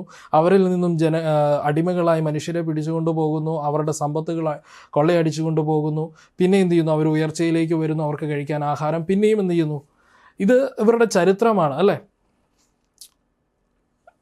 ഇസ്രായേൽ മക്കളെ പല സമയങ്ങളായി മിസ്രൈമ്യരും ഏദോമിയരും അസീര്യരും ബാബിലോണിയരും ഒക്കെയും എന്ത് ചെയ്യും, അടിച്ചമർത്തും, അവരതിൽ നിന്ന് അതിജീവിച്ച് കരയേറും, വീണ്ടും അടിച്ചമർത്തും, അല്ലെങ്കിൽ യുദ്ധത്തിലൂടെ കീഴടക്കും, അതിൽ നിന്ന് അതിജീവിച്ച് കരയേറും. അപ്പം ഇവർ കൃഷി ചെയ്യുകയും അത് കഴിക്കുന്നത് ആരാണ്? മറ്റ് രാജ്യക്കാർ വന്ന് അവരെ കൊള്ളയടിച്ചു കൊണ്ടുപോയി അവരുടെ ആഹാരങ്ങൾ കഴിക്കുകയും ചെയ്യണം. പക്ഷേ പുതിയ ഭൂമിയിൽ എന്താണ് സംഭവിക്കുന്നത് എന്നുള്ളതിനെ കുറിച്ചാണ് ഈ 21 മുതലുള്ള വാക്യങ്ങൾ പറയുന്നത്. 21, 22, 23 വാക്യങ്ങൾ പറയാണ്. നിങ്ങൾ തന്നെ നടും, നിങ്ങൾ തന്നെ കഴിക്കും. നിങ്ങൾ നടും, നിങ്ങളുടെ മക്കളും കഴിക്കും. പക്ഷേ ഈ ഭൂമിയിൽ എന്താണ് സംഭവിക്കുന്നത്? യഹൂദ ജനം അല്ലെങ്കിൽ ഇസ്രായേൽ ജനം നടുകയും അപ്പോൾ തന്നെ എന്ത് ചെയ്യുന്നു? അയൽ രാജ്യക്കാർ വന്നവരെ കൊള്ളയടിച്ചു കൊണ്ടുപോവുകയും ആയ സംഭവങ്ങളുണ്ട്. അത് ഈ ലോകത്തിൽ സംഭവിക്കുന്നതാണ്.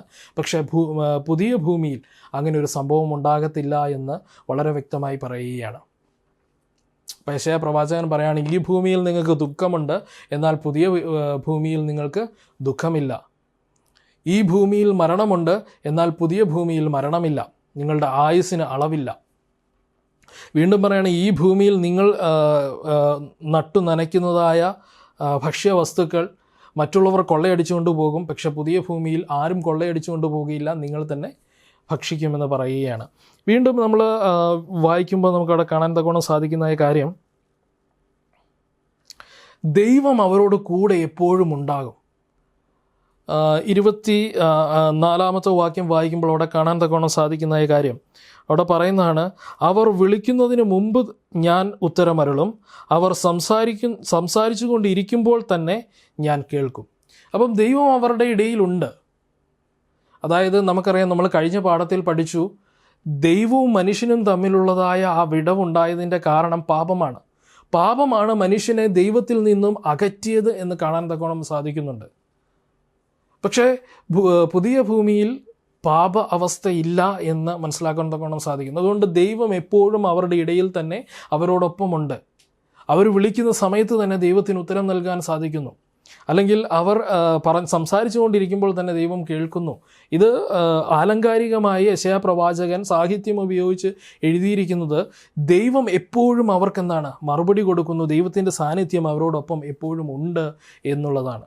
അപ്പോൾ പുതിയ ഭൂമിയിൽ ദൈവം അവരോടൊപ്പം എപ്പോഴും ഉണ്ട്. ഈ ഭൂമിയിലും ദൈവം നമ്മോട് കൂടെ ഉണ്ട് എന്നുള്ള സത്യമാണ്, ദൈവത്തിൻ്റെ വാഗ്ദത്തമാണത്. പക്ഷേ പുതിയ ഭൂമിയിൽ അക്ഷരാർത്ഥത്തിൽ ദൈവം അവരോട് കൂടെ ഉണ്ട് എന്ന് കാണാൻ കഴിയുന്നുണ്ട്. വീണ്ടും നമ്മൾ വായിക്കുമ്പോൾ അവിടെ 25 വാക്യത്തിൽ പറയുന്നത് പുതിയ ഭൂമിയിലുള്ളതായ അവസ്ഥയെക്കുറിച്ച് പറയുന്നുണ്ട്. അവിടെ മാംസബുക്കായ മൃഗങ്ങളൊക്കെയും സസ്യബുക്കായിരിക്കും, അല്ലേ? എന്ന് പറഞ്ഞാൽ സിംഹവും ശത്രുതയുള്ളതായ മൃഗങ്ങളൊക്കെ മിത്രമായി കഴിയും. നമ്മളതിനെക്കുറിച്ച് യെശയ്യാ പ്രവചനം 11 അധ്യായത്തിൽ യെശയ്യാവ് അതിനെക്കുറിച്ച് പറയുന്നുണ്ട്. ചെന്നായികളും ആടുകളും ഒക്കെ ഒരുമിച്ച് കിടക്കും, സിംഹവും ആട്ടുകൊറ്റനും അല്ലെങ്കിൽ ചെന്നായി, കരടി ഇതെല്ലാം ഒരുമിച്ച് പാർക്കുന്ന ഒരു സാഹചര്യം ഉണ്ടാകും. അപ്പം സ്വർഗത്തിൻ്റെ അവസ്ഥ എന്ന് പറയുന്നത് സിംഹങ്ങൾ കുഞ്ഞുങ്ങളോടൊപ്പം എന്ത് ചെയ്യുന്നു? കളിക്കുന്നു, അല്ലേ? അല്ലെങ്കിൽ ആട് ചെന്നായിയോടൊപ്പം കളിക്കുന്നു, കരടി മറ്റ് മൃഗങ്ങളോട്, കുരങ്ങൻ അങ്ങനെയുള്ളതായ മൃഗങ്ങളോടൊപ്പം കളിക്കുന്നു, നടക്കുന്നു ഒക്കെ നമുക്ക് കാണാൻ കഴിയുന്നുണ്ട്. അപ്പോൾ ഈ ഭാഗത്ത് മനസ്സിലാകുന്നത് എല്ലാം അവിടെ ഒരു ശത്രുതയുമില്ല, അല്ലെങ്കിൽ ഒരു ഇരയെ പിടിക്കുവാൻ വേണ്ടി മറ്റു മൃഗത്തെ പിടിക്കേണ്ടതായ ഒരു ആവശ്യവും അവിടെയില്ല. ഇതൊക്കെയും ഈ ലോകത്തിൽ പാപം മൂലം സംഭവിച്ചതായ അനീതി പ്രവൃത്തികളായതുകൊണ്ട് തന്നെ പുതിയ ഭൂമിയിൽ ഈ പ്രവൃത്തികളൊന്നും തന്നെ ഉണ്ടാകിയില്ല. എല്ലാം വളരെ സമാധാനപരമായിട്ടാണ് എന്ന് കാണാൻ കഴിയുന്നുണ്ട്. നമ്മൾ വെളിപ്പാട് പുസ്തകത്തിൽ നിന്നൊക്കെയും വളരെ മനോഹരമായ രീതിയിൽ സ്വർഗത്തെക്കുറിച്ച് അല്ലെങ്കിൽ പുതിയ ഭൂമിയെക്കുറിച്ച് വിവരിച്ച് പറയുകയാണ്. അവിടെ വേദനയില്ല, ദുഃഖമില്ല, കരച്ചിലില്ല, പല്ലുകടിയില്ല, അവിടെ പിണക്കമില്ല, ഈർഷ്യയില്ല. അവിടെ വളരെ വ്യക്തമായി പറയുകയാണ്, അവിടെ കുശുമ്പ് കുത്താൻ ആൾക്കാരില്ല, നുണ പറയാൻ ആൾക്കാരില്ല, അവിടെ ഗോസിപ്പ് പറയാൻ ആൾക്കാരില്ല, അവിടെ അങ്ങനെയുള്ളതായ യാതൊരു വിധത്തിലുള്ളതായ പ്രശ്നങ്ങളുമില്ല.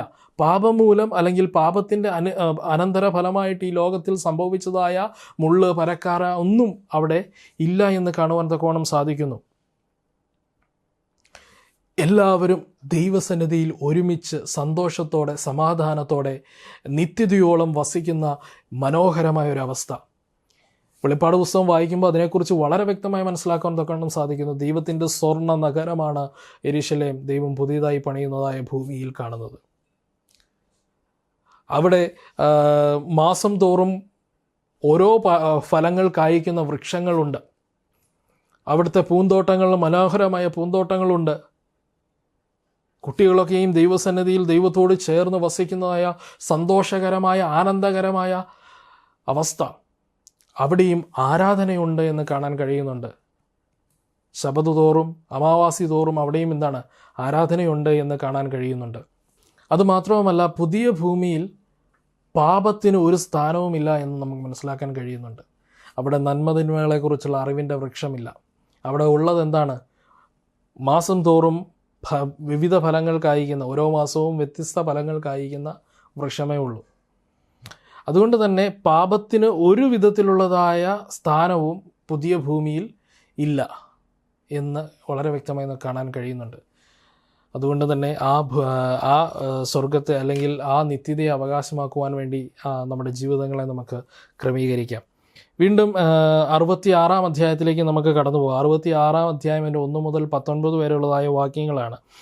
തിങ്കളാഴ്ചത്തെ ഭാഗത്ത് അതിനെക്കുറിച്ചാണ് പറയുന്നത്. ദിവ്യമായ കാന്തം എന്നാണ് അവിടെ കൊടുത്തിരിക്കുന്നത്.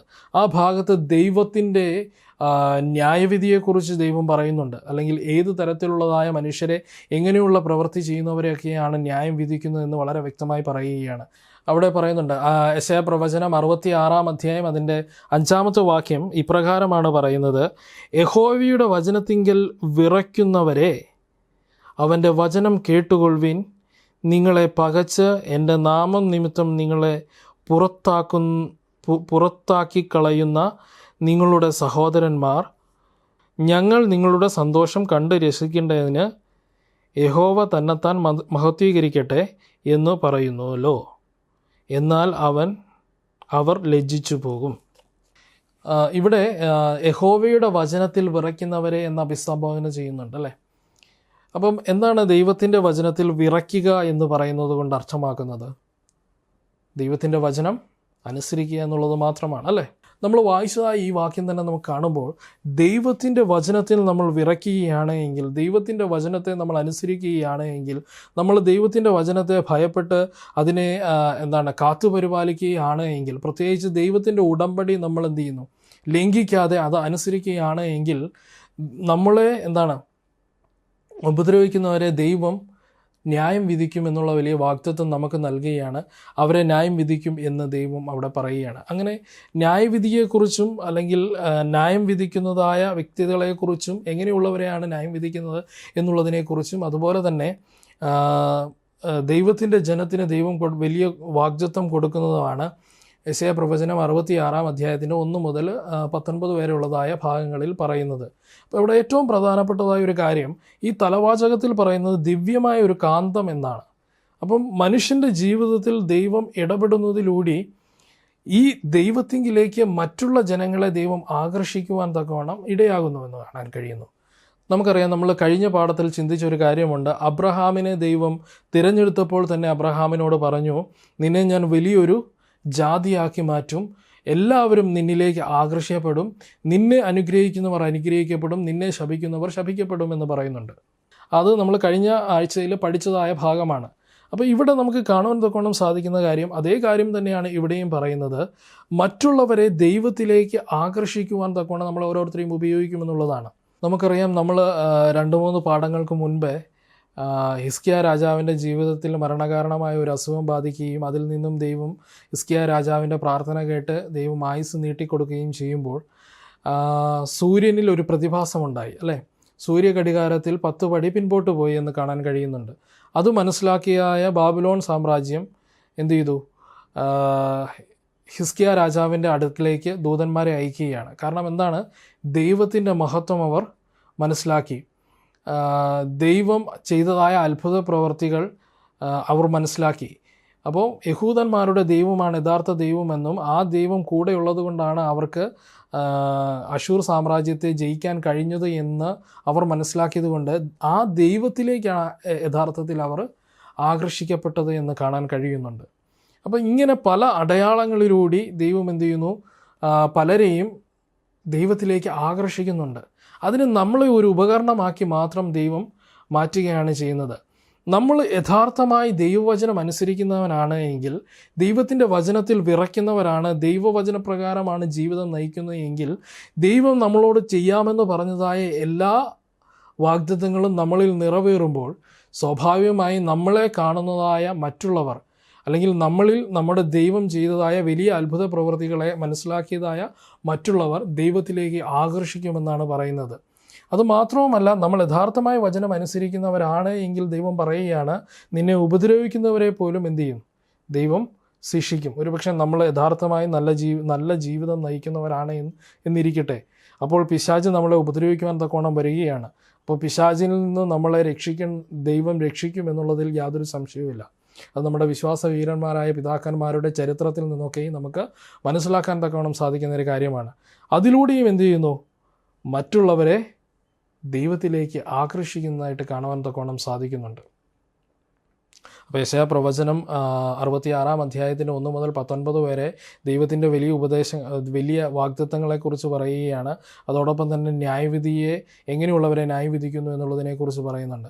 ഈ വാഗ്ദത്തം നിറവേറ്റുന്നതിലൂടെ, ദൈവത്തിൻ്റെ ജനത്തെ സംരക്ഷിച്ചു നിർത്തുന്നതിലൂടെ, പ്രത്യേകിച്ച് ദൈവത്തെ അനുസരിച്ച് ജീവിക്കുന്നവരെ സംരക്ഷിച്ച് നിർത്തുന്നതിലൂടെ ദൈവത്തിലേക്ക് മറ്റുള്ളവരെ ആകർഷിക്കുന്നു എന്ന് കാണാൻ കഴിയുന്നുണ്ട്. അതിന് വേണ്ടുന്ന അടയാളങ്ങൾ ദൈവം അപ്പോഴപ്പോഴായി നൽകിക്കൊണ്ടിരിക്കുന്നു എന്ന് നമുക്ക് മനസ്സിലാക്കുവാൻ തക്കോണം സാധിക്കുന്നു. വീണ്ടും നമുക്ക് ചൊവ്വാഴ്ച ഭാഗത്തിലേക്ക് പോകാം. അവിടെ മിഷണറിമാരും ആരാധന നേതാക്കളും എന്നുള്ളതാണ്. യെശയ്യാ പ്രവചനം 66-ാം അധ്യായത്തിൻ്റെ 19 മുതൽ 21 വരെയുള്ളതായ വാക്യങ്ങളെക്കുറിച്ചാണ് പറയുന്നത്. അവിടെ വളരെ വ്യക്തമായി പറയുന്നുണ്ട്, ദൈവം തൻ്റെ ജനത്തെ ഉപയോഗിച്ചുകൊണ്ട് സുവിശേഷ വേല അല്ലെങ്കിൽ ദൈവത്തിലേക്ക് മറ്റുള്ളവരെ ആകർഷിക്കുവാൻ തക്കവണ്ണം ഇടയാകും എന്ന് പറയുന്നുണ്ട്. നമുക്കതിൻ്റെ യെശയ്യാ പ്രവചനം 66-ാം അധ്യായത്തിൻ്റെ 20-21 വാക്യങ്ങളൊന്ന് വായിക്കാം. അവിടെ ഇപ്രകാരമാണ് എഴുതിയിരിക്കുന്നത്: ഇസ്രായേൽ മക്കൾ യഹോവയുടെ ആലയത്തിലേക്ക് വെടിപ്പുള്ള പാത്രങ്ങളിൽ വഴിപാട് കൊണ്ടുവരുന്നതുപോലെ അവർ സകല ജാതിയുടെയും ഇടയിൽ നിന്നും നിങ്ങളുടെ സഹോദരന്മാരെ ഒക്കെയും കുതിരപ്പുറത്തും രഥങ്ങളിലും പല്ലക്കുകളിലും കോവർ കഴുതപ്പുറത്തും ഒട്ടകപ്പുറത്തും കയറ്റി എൻ്റെ വിശുദ്ധ പർവ്വതത്തിൽ യെരൂശലേമിലേക്ക് യഹോവയ്ക്ക് വഴിപാടായി കൊണ്ടുവരും എന്ന് യഹോവ അരുളി ചെയ്യുന്നു. അവയിൽ നിന്നും ചിലരെ ഞാൻ പുരോഹിതന്മാരായും ലേവ്യരായും എടുക്കും എന്ന് യഹോവ അരുളി ചെയ്യുന്നു. മത്തായി എഴുതിയ സുവിശേഷം 23-ാം അധ്യായം അതിൻ്റെ 14-15 വാക്യങ്ങൾ വായിക്കുമ്പോൾ അവിടെ ഇപ്രകാരമാണ് പറയുന്നത്: കർത്താവായ യേശു ക്രിസ്തു കപടഭക്തിക്കാരായ യഹൂദന്മാരെ നോക്കിക്കൊണ്ട് അവരോട് പറയുകയാണ്, നിങ്ങൾ ഒരുത്തനെ മതത്തിൽ ചേർക്കുവാൻ വേണ്ടി കടലും കരയും ചുറ്റി നടക്കുന്നു. അവനെ മതത്തിൽ ചേർത്ത് കഴിയുമ്പോൾ നിങ്ങളെക്കാൾ കൂടുതൽ നരകത്തിന് നാശയോഗ്യരാക്കി മാറ്റുന്നു എന്ന് പറയുന്നുണ്ട്. അപ്പോൾ ഈ ഭാഗത്തിൽ നമ്മൾ മനസ്സിലാക്കുന്ന ഒരു കാര്യമെന്ന് പറയുന്നത്, കർത്താവായ യേശു ക്രിസ്തു ഈ ഭൂമിയിലേക്ക് വന്ന് മരിച്ചു ഉയർത്തെഴുന്നേൽക്കപ്പെട്ടു. അതിനുശേഷം പെന്തക്കോസ്ത് നാളിൽ അവർ ആത്മാവിൽ നിറഞ്ഞ് സുവിശേഷവുമായി ഈ ലോകത്തിലേക്ക് പോകുന്നതിന് മുൻപ് തന്നെ ഒരു വിധത്തിലുള്ളതായി സുവിശേഷീകരണം യഹൂദ ജനം ചെയ്തിരുന്നു. അതിൻ്റെ ഒരു തെളിവാണ് ഇവിടെ പറയുന്നത്. നിങ്ങൾ എന്താണ്, ഒരുവനെ മതത്തിൽ ചേർക്കുവാൻ കരയും കടലും ചുറ്റി നടക്കുന്നു, അല്ലെങ്കിൽ ഒരു ഇവാഞ്ചലിസം അല്ലെങ്കിൽ സുവിശേഷീകരണം അവിടെ നടക്കുന്നതായിട്ട് കാണാൻ കഴിയുന്നുണ്ട്. അത് തീർച്ചയായിട്ടും ഉണ്ടായിരുന്നു എന്ന് നമുക്ക് മനസ്സിലാക്കാൻ തക്കവണ്ണം സാധിക്കുന്നു. ദൈവം അവരോട് ഉപദേശിക്കുകയുണ്ടായി. നമുക്കറിയാം, ഞാൻ മുമ്പ് പറഞ്ഞു, അബ്രഹാമിനെ വിളിച്ചപ്പോൾ തന്നെ ഒരു വലിയ ജാതിയാക്കി മാറ്റുമെന്നും മറ്റുള്ള ജാതികളുടെ ഇടയിലേക്ക് ദൈവത്തെക്കുറിച്ച് സാക്ഷീകരിക്കുന്നതിന് വേണ്ടി പോയി അവരെ ദൈവസന്നിധിയിലേക്ക് കൊണ്ടുവരേണ്ട ഉത്തരവാദിത്തം ഇസ്രായേൽ മക്കളുടെ മേൽ പരമേൽപ്പിച്ചിരുന്നു എന്ന് കാണാൻ തക്കവണ്ണം സാധിക്കുന്നു. അങ്ങനെ ദൈവം അവരെ ഉപദേശിച്ചതിൻ്റെ ഫലമായിട്ടാണ് അവരിത് ചെയ്യുന്നത്. നമുക്കറിയാം, കഴിഞ്ഞ 2 പാഠങ്ങൾക്ക് മുമ്പ് നമ്മൾ ചിന്തിച്ചു, ഉപവാസത്തെക്കുറിച്ച് ചിന്തിച്ചപ്പോൾ ആത്മാർത്ഥതയില്ലാതെ അവർ ചെയ്യുന്ന ഉപവാസങ്ങളെ നമുക്ക് മനസ്സിലാക്കാൻ തക്കവണ്ണം സാധിച്ചു. ഒരു ചടങ്ങ് പോലെ അവർ ചെയ്യുന്നതായ നോമ്പിനെ നമുക്ക് മനസ്സിലാക്കാൻ തക്കവണ്ണം സാധിച്ചു. അപ്പോൾ ഇതുമായി ബന്ധപ്പെട്ടുകൊണ്ടാണ് ഇവിടെ പറയുന്നത്, ഇവർ ദൈവം പറഞ്ഞതനുസരിച്ച് സുവിശേഷീകരണമൊക്കെ ചെയ്യുന്നുണ്ട്. പ്രത്യേകിച്ച് യഹൂദന്മാരെ സുവിശേഷീകരണമൊക്കെ ചെയ്യുന്നുണ്ട്. അവർ കരയും കടലും ചുറ്റി നടന്ന് ആൾക്കാരെ മതത്തിലേക്ക് ചേർക്കുന്നുണ്ട്. പക്ഷേ സംഭവിക്കുന്നത് എന്താണ്? നെഗറ്റീവായിട്ടാണ് അവിടെ പറയുന്നത്. എന്താണ് സംഭവിക്കുന്നത്? അവർ പിന്നെ നരകത്തിന് യോഗ്യരായി തീരുകയാണ്. അത് അവരെക്കാൾ കൂടുതൽ നരകത്തിന് യോഗ്യരായി തീരുകയാണ്. നമുക്കറിയാം, സുവിശേഷം പറഞ്ഞ് അവരെ കൊണ്ടുവന്നതിന് ശേഷം അവരുടെ ജീവിതത്തിൽ എന്താണ്? അവർ പറയുന്ന ഒരു കാര്യവും ഇല്ല. അവരുടെ ഉടമ്പടി ലംഘനത്തിൻ്റെ ഭാഗമായി സഹജീവികളെ സ്നേഹിക്കാതെ സഹായിക്കാതെ നടക്കുന്ന ഈ പ്രവൃത്തികളൊക്കെയും കാണുമ്പോൾ എന്താണ്? ഒരുപക്ഷെ ആ ജനം അവരുടെ അതേ പ്രവൃത്തിയിലേക്ക് തിരിയുകയും, അതായത് പുറം ജാതിയിൽ നിന്ന് അവർ കൊണ്ടുവന്നതായ മതത്തിലേക്ക് ചേർത്തതായ വ്യക്തികൾ അതേ പ്രവൃത്തികൾ ചെയ്യുകയും വീണ്ടും അവർ നരകത്തിന് യോഗ്യരായി തീരും. അപ്പം ഒരു വിധത്തിലല്ല മറ്റൊരു വിധത്തിലുള്ള സുവിശേഷീകരണം ക്രിസ്തുവിന് മുമ്പ് തന്നെ ഈ ലോകത്തിൽ ഉണ്ടായിരുന്നു. അത് ഇസ്രായേൽ ജനം ചെയ്തു പോന്നിരുന്നു എന്ന് കാണാൻ തക്കവണ്ണം സാധിക്കുന്നുണ്ട്. യെശയ്യാ പ്രവാചകൻ അതിനെക്കുറിച്ച് തന്നെയാണ് ഇവിടെ പറയുന്നത്. അതിനു വേണ്ടുന്ന ഒരു ആഹ്വാനമാണ് ഇവിടെ കൊടുക്കുന്നത്. ഇവിടെ പറയുകയാണ്, നിങ്ങൾ ഇങ്ങനെ ഒരു കൽപ്പന നിങ്ങൾക്ക് ലഭിച്ചതുകൊണ്ട് അത് നിങ്ങൾ എന്ത് ചെയ്യുന്നു, ഒരു ആചാരം പോലെ അനുഷ്ഠാനം പോലെ അങ്ങ് ചെയ്യുന്നു എന്ന് മാത്രമേ ഉള്ളൂ. സുവിശേഷീകരണം പോലെ ഒരു ആചാരം പോലെ അനുഷ്ഠാനം പോലെ അങ്ങ് ചെയ്യുന്നു എന്ന് മാത്രമേ ഉള്ളൂ എന്നാണ് ഇവിടെ പറയുന്നത്. അതുമാത്രമല്ല, ഇവിടെ യെശയ്യാ പ്രവാചകൻ എടുത്തു പറയുകയാണ്. എന്താണ് പറയുന്നത്? നിങ്ങൾ കൊണ്ടുവരുന്ന ഓരോ വ്യക്തികളും ദൈവസന്നിധിയിൽ അത് നിങ്ങൾ കൊണ്ടുവരുന്ന വഴിപാടുകളാണ് എന്ന് കാണാൻ തക്കവണ്ണം സാധിക്കുന്നുണ്ട്. നമുക്കറിയാം, ലേവ്യരെക്കുറിച്ച് പറയുന്നത്, അവർ സ്വയം ദൈവസന്നിധിയിൽ ദൈവത്തെ സേവിക്കുവാൻ തക്കവണ്ണം തിരഞ്ഞെടുക്കുന്നതായ സാഹചര്യത്തിൽ അവർ സ്വയം നിരാജന യാഗമായി അർപ്പിക്കുകയാണ് അവരെ. അപ്പോൾ ദൈവസന്നിധിയിൽ സ്വയം തീരുമാനമെടുക്കുകയാണ്. അതുപോലെ തന്നെ ദൈവസന്നിധിയിലേക്ക് അവർ ജാതികളുടെ ഇടയിൽ നിന്നും പലരെയും ദൈവസന്നിധിയിലേക്ക് കൊണ്ടുവരേണ്ടതായ ആവശ്യമുണ്ട്. അവരിൽ നിന്നും ദൈവം എന്തു ചെയ്യും? പുരോഹിതന്മാരെയും ആരാധനാ നേതാക്കന്മാരെയും തിരഞ്ഞെടുക്കുന്നു എന്ന് കാണാൻ തക്കവണ്ണം സാധിക്കുന്നുണ്ട്. നമ്മൾ ഓരോരുത്തരും ദൈവത്തിൻ്റെ ജനമാണ്. നമ്മൾ തെറ്റിപ്പോയവരായിരുന്നു. നമ്മൾ ഈ ലോകത്തിൽ ആയിരുന്നു, പെട്ടുകിടന്നവരായിരുന്നു. ദൈവം നമ്മൾ ഓരോരുത്തരെയും ദൈവസന്നിധിയിലേക്ക് വീണ്ടെടുത്തു എന്ന് കാണാൻ തക്കവണ്ണം സാധിക്കുന്നു. അപ്പോൾ നമുക്കറിയാം, നമ്മൾ കഴിഞ്ഞ ആഴ്ച ചിന്തിച്ച ഒരു കാര്യമാണ് 1 പത്രോസ് 2-ാം അധ്യായം 9-10 വാക്യങ്ങൾ വായിക്കുമ്പോൾ അവിടെ വളരെ വ്യക്തമായി പറയുന്നു. എന്താണ് പറയുന്നത്? നമ്മൾ ഓരോരുത്തരെയും ദൈവം തിരഞ്ഞെടുത്തിരിക്കുന്നതായ ഒരു ജാതിയാണ്, അല്ലേ, ഒരു ജനമാണ് എന്ന് കാണാൻ തക്കവണ്ണം സാധിക്കുന്നു. എന്തിലേക്കാണ്? ദൈവത്തിൻ്റെ അത്ഭുത പ്രകാശത്തിലേക്കാണ് നമ്മളെ വിളിച്ചിരിക്കുന്നത്. നമ്മൾ രാജകീയ പുരോഹിത വർഗമാണ് എന്ന് കാണാൻ തക്കവണ്ണം സാധിക്കുന്നു. അതുതന്നെയാണ് യെശയ്യാ പ്രവാചകൻ ഇവിടെ പറയുന്നത്. 20-21 വാക്യങ്ങളിൽ വളരെ വ്യക്തമായി പറയുകയാണ്, പലരെയും ദൈവസന്നിധിയിലേക്ക് ദൈവം ആകർഷിച്ചു കൊണ്ടുവന്നതിന് ശേഷം അവരെ ദൈവം പുരോഹിതരായും അല്ലെങ്കിൽ ആരാധന നേതാക്കന്മാരായും മാറ്റും എന്ന് കാണുവാൻ തക്കവണ്ണം സാധിക്കുന്നുണ്ട്. അതുതന്നെയാണ് പത്രോസിൻ്റെ ലേഖനത്തിൽ പറയുന്നത്. എന്താണ് പറയുന്നത്? നമ്മളെ ഓരോരുത്തരെയും തിരഞ്ഞെടുത്തിരിക്കുന്നത് പുരോഹിത വർഗമായിട്ടാണ്, രാജകീയ വർഗമായിട്ടാണ് എന്ന് കാണാൻ കഴിയുന്നുണ്ട്. ദൈവത്തിൻ്റെ അത്ഭുത പ്രകാശത്തിലേക്കാണ് നമ്മളെ തിരഞ്ഞെടുത്തിരിക്കുന്നത്. നമ്മൾ അന്ധകാരത്തിൽ കിടന്നവരായിരുന്നു, ദൈവത്തിൻ്റെ അത്ഭുത പ്രകാശത്തിലേക്ക് നമ്മളെ തിരഞ്ഞെടുത്തിരിക്കുന്നു എന്ന് കാണാൻ തക്കവണ്ണം സാധിക്കുന്നു. അപ്പോൾ ഇവിടെ വലിയ വാഗ്ദത്തം ദൈവം നൽകുകയാണ്. അത് പുതിയ ആകാശം സൃഷ്ടിക്കുന്നതിന് മുൻപ് തന്നെ, പുതിയ ഭൂമിയെ സൃഷ്ടിക്കുന്നതിന് മുൻപ് തന്നെ ഈ ഭൂമിയിൽ സംഭവിക്കേണ്ടതായ കാര്യത്തെക്കുറിച്ച് യെശയ്യാ പ്രവാചകനിലൂടെ വളരെ വ്യക്തമായി നൽകുകയാണ്. ജാതികളിൽ നിന്നും, ഒരുപക്ഷെ ലേവ്യർക്ക് മാത്രം അവകാശമായി കൊടുത്തിരുന്നതായ പുരോഹിത പദവിയെ ദൈവം ജാതികൾക്കും നൽകി, അല്ലെങ്കിൽ യഹൂദന്മാർക്ക് മാത്രം കൊടുത്തിരുന്നതായ രാജകീയമായ പദവിയെ ദൈവം ജാതികൾക്കും നൽകി എന്ന് കാണാൻ തക്കവണ്ണം സാധിക്കുന്നു. അപ്പോൾ ദൈവം നമ്മളെ തിരഞ്ഞെടുത്തിരിക്കുന്നത് രാജകീയ പുരോഹിത വർഗമായാണ്. ജാതികളുടെ ഇടയിൽ നിന്നും തിരഞ്ഞെടുത്ത് ദൈവം എന്ത് ചെയ്തിരിക്കുന്നു? സുവിശേഷകരായും ആത്മീയ നേതാക്കളുമായി വെച്ചിരിക്കുന്നു. അതൊരു പക്ഷേ നമ്മൾ ചിന്തിക്കുമ്പോൾ പാസ്റ്റർമാരെക്കുറിച്ച് മാത്രമല്ല പറയുന്നത്. സുവിശേഷകർ എന്ന് പറയുമ്പോൾ, ആത്മീയ നേതാക്കൾ എന്ന് പറയുമ്പോൾ പാസ്റ്റർമാർ മാത്രമല്ല, ദൈവത്തെ സ്വന്തം രക്ഷിതാവായി സ്വീകരിച്ചതായ എല്ലാവരും അതിൽ ഉൾപ്പെടുന്നു എന്ന് കാണാൻ കഴിയുന്നുണ്ട്. അതാണ് പത്രോസിൻ്റെ ലേഖനത്തിൽ പറയുന്നത്. എല്ലാവരും, തൻ്റെ അത്ഭുത പ്രകാശത്തിലേക്ക് വിളിച്ചതായ എല്ലാവരും രാജകീയ പുരോഹിത വർഗമാണ്. സഭയിലെ പാസ്റ്ററും വിശ്വാസികൾക്കും തുല്യ ഉത്തരവാദിത്വമുണ്ട് സുവിശേഷീകരണത്തിൽ എന്ന് കാണുവാൻ തക്കവണ്ണം സാധിക്കുന്നുണ്ട്. അതുതന്നെയാണ് അടുത്ത ഭാഗത്ത് പറയുന്നത്, വിശ്വാസ സമൂഹം എന്നുള്ള ഭാഗത്ത് പറയുന്നത്.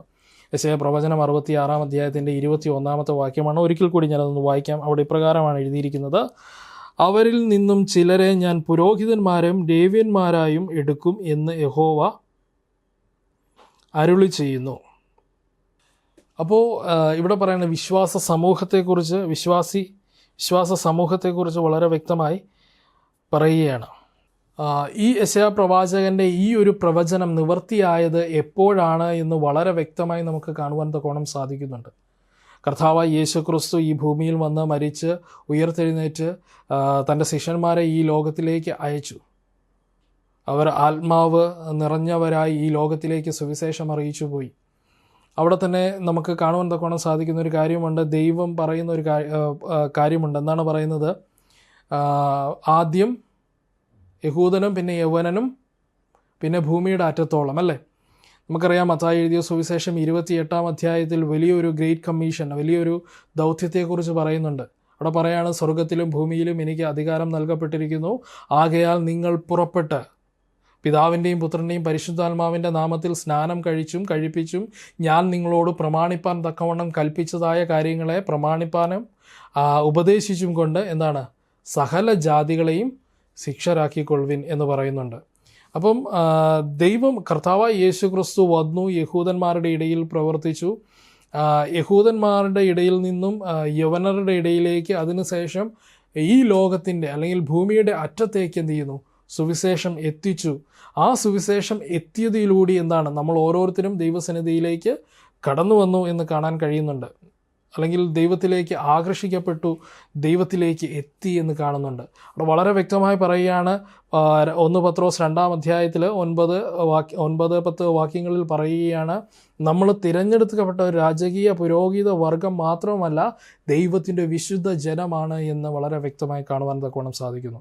നമ്മളിൽ ഭരമേൽപ്പിക്കപ്പെട്ടിരിക്കുന്ന ഏറ്റവും വലിയ ദൗത്യം എന്ന് പറയുന്നത് അവൻ്റെ സൽഗുണങ്ങളെ ഘോഷിക്കുക എന്നുള്ളതാണ് എന്ന് കാണാൻ കഴിയുന്നുണ്ട്. അപ്പം ഇത് നിവൃത്തിയായത് ക്രിസ്തുവിന് ശേഷമാണ്. എന്നാൽ സുവിശേഷ വേല ക്രിസ്തുവിന് മുൻപ് തന്നെ ഉണ്ടായിരുന്നു എന്ന് കാണാൻ കഴിയുന്നുണ്ട്. അപ്പോൾ യഹൂദന്മാരൊരു ചടങ്ങ് പോലെയാണ് സുവിശേഷ വേല ചെയ്തിരുന്നത്. മാതൃകയുള്ള ഒരു ജീവിതം അവരുടെ ജീവിതത്തിൽ ഉണ്ടായിരുന്നില്ല. അതുകൊണ്ട് തന്നെയാണ് കർത്താവായ യേശു ക്രിസ്തു ഈ ഭൂമിയിലായിരുന്ന സമയത്ത് ഇപ്രകാരം പറഞ്ഞത്, നിങ്ങൾ പോകുമ്പോൾ ഞാൻ നിങ്ങളോട് കൽപ്പിച്ചതായ കാര്യങ്ങളെ പ്രമാണിപ്പാൻ തക്കവണ്ണം അത് പ്രമാണിച്ചുകൊണ്ട് തന്നെ എന്ത് ചെയ്യണം, അവരെ ഉപദേശിക്കണം എന്നാണ് പറഞ്ഞത്. അപ്പം യഹൂദന്മാരെ സംബന്ധിച്ചിടത്തോളം അവർ ചെയ്യുമായിരുന്നു, പക്ഷെ എന്താണ്, അത് വെറും ഒരു ആചാരം പോലെ അല്ലെങ്കിൽ ഒരു ചടങ്ങ് പോലെയായിരുന്നു. വീണ്ടും വ്യാഴാഴ്ച ഭാഗത്തിലേക്ക് പോകാം. അവിടെ നിങ്ങളുടെ സന്തതിയും നിങ്ങളുടെ പേരും നിലനിൽക്കും. യെശയ്യാ പ്രവചന പുസ്തകത്തിലെ അവസാനത്തെ 3 വാക്യങ്ങളാണ് ഇവിടെ പറയുന്നത്. അത് ഇപ്രകാരമാണ് വായിക്കുന്നത്, നമുക്കൊന്ന് വായിക്കാം. യെശയ്യാ പ്രവചന പുസ്തകം 66-ാം അധ്യായം അതിൻ്റെ 22 മുതലുള്ളതായ വാക്യങ്ങൾ. ഞാൻ ഉണ്ടാക്കുന്ന പുതിയ ആകാശവും പുതിയ ഭൂമിയും എൻ്റെ മുൻപാകെ നിലനിൽക്കുന്നത് പോലെ നിങ്ങളുടെ സന്തതിയും നിങ്ങളുടെ പേരും നിലനിൽക്കും എന്ന് യഹോവയുടെ അരുളപ്പാട്. പിന്നെ അമാവാസി തോറും ശബത് തോറും സകല ജഡവും എൻ്റെ സന്നിധിയിൽ നമസ്കരിപ്പാൻ വരും എന്ന് യഹോവ അരുളി ചെയ്യുന്നു. അവർ പുറപ്പെട്ടു ചെന്ന് എന്നോട് അതിക്രമം ചെയ്ത മനുഷ്യരുടെ ശവങ്ങളെ നോക്കും. അവരുടെ പുഴു ചാകുകയില്ല, അവരുടെ തീ കെട്ടുപോകുകയില്ല, അവർ സകല ജഡത്തിനും അറപ്പായിരിക്കും. ഇത് യെശയ്യാ പ്രവചന പുസ്തകത്തിലെ അവസാനത്തെ 3 വാക്യങ്ങളാണ്. ഇവിടെ വളരെ വ്യക്തമായി പറയുന്ന പ്രധാനപ്പെട്ട കാര്യങ്ങൾ ഇവിടെ പറയുകയാണ്. ഞാൻ നിങ്ങളോട് സത്യമായിട്ട് പറയുകയാണ്, ഞാൻ ഈ ഭൂമിയെ പുതുതായി സൃഷ്ടിക്കും. കാരണം ഈ മലിനമായ ഭൂമി, ഈ പാപപങ്കുലമായിട്ടുള്ളതായ ഈ ഭൂമി, ഇത് പുതുതായി സൃഷ്ടിക്കേണ്ടതായ ആവശ്യമുണ്ട്. എങ്കിൽ മാത്രമേ അവിടെ നിത്യതയോളം പാപമില്ലാത്ത അവസ്ഥയിൽ എന്നെ അനുസരിച്ച് എൻ്റെ കൂടെ നിൽക്കുന്നതായ ജനത്തോടൊപ്പം എനിക്ക് ജീവിക്കുവാൻ തക്കവണ്ണം സാധിക്കത്തുള്ളൂ. അവരുടെ മധ്യയെ എനിക്ക് വാഴുന്നതിന് വേണ്ടി, അവരുടെ ഇടയിൽ ഇരുന്നു കൊണ്ട് അവരുടെ ആരാധന സ്വീകരിക്കുന്നതിന് വേണ്ടി ഇത് സൃഷ്ടിക്കേണ്ടതായ ആവശ്യമുണ്ട് എന്ന് പറയുകയാണ്. അതുകൊണ്ട് ഞാൻ സത്യമായി പറയുന്നു, ഇത് സംഭവിക്കും എന്നുള്ളതുപോലെ തന്നെ ദൈവം ആത്മാവിൽ യെശയ്യാ പ്രവാചകനിലൂടെ പറയുകയാണ്, ഇത് സംഭവിക്കും എന്നുള്ളതുപോലെ തന്നെ നിങ്ങൾ ഈ കാര്യങ്ങളൊക്കെയും ചെയ്താൽ, നിങ്ങൾ എൻ്റെ വചനത്തിൽ വിറയ്ക്കുകയും ആ വചനത്തെ മറ്റുള്ളവരിലേക്ക് അറിയിക്കുക, സുവിശേഷ വേലയുടെ ഭാഗമായി അറിയിക്കുകയും ചെയ്യുകയാണ് എങ്കിൽ, നിങ്ങളുടെ ജീവിതങ്ങളെ ക്രമീകരിക്കുകയും ചെയ്യുകയാണ് എങ്കിൽ, ഞാൻ നിങ്ങൾക്ക് നൽകിയതായ വലിയ വാഗ്ദത്തങ്ങൾ നിങ്ങളുടെ ജീവിതത്തിൽ നിറവേറും. അതിൽ ഏറ്റവും പരമപ്രധാനമായ വാഗ്ദത്തം ഈ പുതിയ ഭൂമിയെയും പുതിയ ആകാശത്തെയും സൃഷ്ടിക്കും, പുതിയ യെരൂശലേമിൽ നിങ്ങൾ അവകാശികളായി തീരും എന്നുള്ളതാണ്. ഇവിടെ വളരെ വ്യക്തമായി 23-ാമത്തെ വാക്യം പറയുകയാണ്, പിന്നീട് എന്താ സംഭവിക്കുന്നത്? ശബത് തോറും അമാവാസി തോറും ഞാൻ അവരുടെ ഇടയിൽ ഉണ്ടാകും, അവരുടെ ഇടയിൽ നിന്നും ആരാധന സ്വീകരിക്കും. ഇവിടെ സ്വർഗത്തിൽ ഉള്ളതായ ആരാധനാ ദിവസത്തെക്കുറിച്ച് പറയുകയാണ്. അത് ശബത്ത് ദിവസമാണ് എന്ന് കാണാൻ തക്കോണം സാധിക്കുന്നു. ഈ ഭൂമിയെ ദൈവം സൃഷ്ടിച്ചത് 6 ദിവസം കൊണ്ടാണ്. 7-ാം ദിവസം ദൈവം വിശുദ്ധീകരിച്ചു, അനുഗ്രഹിച്ചു, ശുദ്ധീകരിച്ചു. കാരണം അന്ന് ദൈവം ആരാധന സ്വീകരിക്കുവാൻ തക്കവണ്ണം ജനങ്ങളോടൊപ്പം അല്ലെങ്കിൽ സൃഷ്ടിക്കപ്പെട്ടതായ മനുഷ്യരോടൊപ്പം ഇരുന്നതായ സമയമാണ്. അതേ ഒരു അവസ്ഥയിലേക്ക് ഈ ഭൂമിയെ ദൈവം പുതുക്കി പണിയും അല്ലെങ്കിൽ പുതുതാക്കി തീർക്കുമെന്ന് ഇവിടെ വളരെ വ്യക്തമായി കാണുവാൻ തക്കവണ്ണം സാധിക്കുന്നുണ്ട്. ഈ സമാഗമന കൂടാരവുമായി ബന്ധപ്പെട്ടുള്ളതായ മറ്റ് എല്ലാ ശുശ്രൂഷകളും ദൈവം നൽകി. യാഗങ്ങൾ, അതുപോലെ തന്നെ പെരുന്നാളുകൾ, വർഷം തോറുമുള്ള പെരുന്നാളുകൾ, 50 വർഷം കൂടുമ്പോഴുള്ളതായ ദിവസം, ഇതൊക്കെയും നമ്മൾ പഠിച്ചതേ കാര്യമാണ്. ഇതൊക്കെയും നൽകുന്നതിന് മുൻപ് തന്നെ ഏദൻ തോട്ടത്തിൽ ദൈവം സ്ഥാപിച്ചതാണ് ശബത്ത് എന്ന് കാണുവാൻ തക്കോണം സാധിക്കുന്നു. അത് പാപത്തിന് മുൻപ് ദൈവം നൽകിയതാണ്. ആ അവസ്ഥയിലേക്ക് ഈ ഭൂമിയെ പുനഃസ്ഥാപിക്കുകയാണ്. അങ്ങനെ ദൈവം പുതിയ യെരൂശലേമിൽ പാപമില്ലാത്തതായ, പാപത്തിനൊരു സ്ഥാനവും ഇല്ലാത്തതായ പുതിയ ഭൂമിയിൽ ദൈവം അവരുടെ മധ്യയെ ശബത്ത് തോറും ആരാധന സ്വീകരിക്കുവാൻ തക്കവണ്ണം കടന്നു വരുമെന്ന് കാണാൻ കഴിയുന്നുണ്ട്. അതോടൊപ്പം തന്നെ ഇവിടെ ചേർത്തിട്ടുണ്ട് അമാവാസി തോറും. അപ്പോൾ അമാവാസി തോറും അവിടെ എന്തെങ്കിലും ആരാധന ഉണ്ടോ എന്ന് നമ്മൾ ചിന്തിക്കും. ഒരുപക്ഷെ ഇവിടെ യെശയ്യാ പ്രവാചകൻ പറയുന്നത് നമുക്കറിയാം. വെളിപ്പാട് പുസ്തകത്തിൽ നമ്മൾ മനസ്സിലാക്കുന്ന ഒരു കാര്യമുണ്ട്. ഓരോ മാസവും വിവിധങ്ങളായ ഫലം കായ്ക്കുന്ന ഒരു വൃക്ഷം ഉണ്ട് എന്ന് കാണുവാൻ തക്കവണ്ണം സാധിക്കുന്നു. ഒരുപക്ഷെ അമാവാസി തോറും വരുന്നത് ആ വൃക്ഷത്തിൽ നിന്നും ഫലം കഴിക്കുവാനും സന്തോഷിക്കുവാനും അതും ഒരു കൂട്ടായ്മ അല്ലെങ്കിൽ ഒരു കൂടിവരവാണ് എന്ന് കാണാൻ തക്കവണ്ണം സാധിക്കും. യെശയ്യാ പ്രവാചകൻ തൻ്റെ പുസ്തകം കൺക്ലൂഡ് ചെയ്യുന്നത് ഈ 3 വാക്യങ്ങളിലാണ്. ആ 3 വാക്യങ്ങളിൽ നിന്ന് ലഭിക്കുന്ന വലിയ ദൂത് എന്ന് പറയുന്നത് ഇതാണ്: അമാവാസി തോറും ആ വൃക്ഷത്തിൽ നിന്നും ഫലം കഴിക്കുവാനും ദൈവവുമായിട്ടുള്ളതായ ഒരു കൂടിവരവ് അവിടെ ഉണ്ടാകുമെന്ന് വളരെ വ്യക്തമായി കാണുന്നു.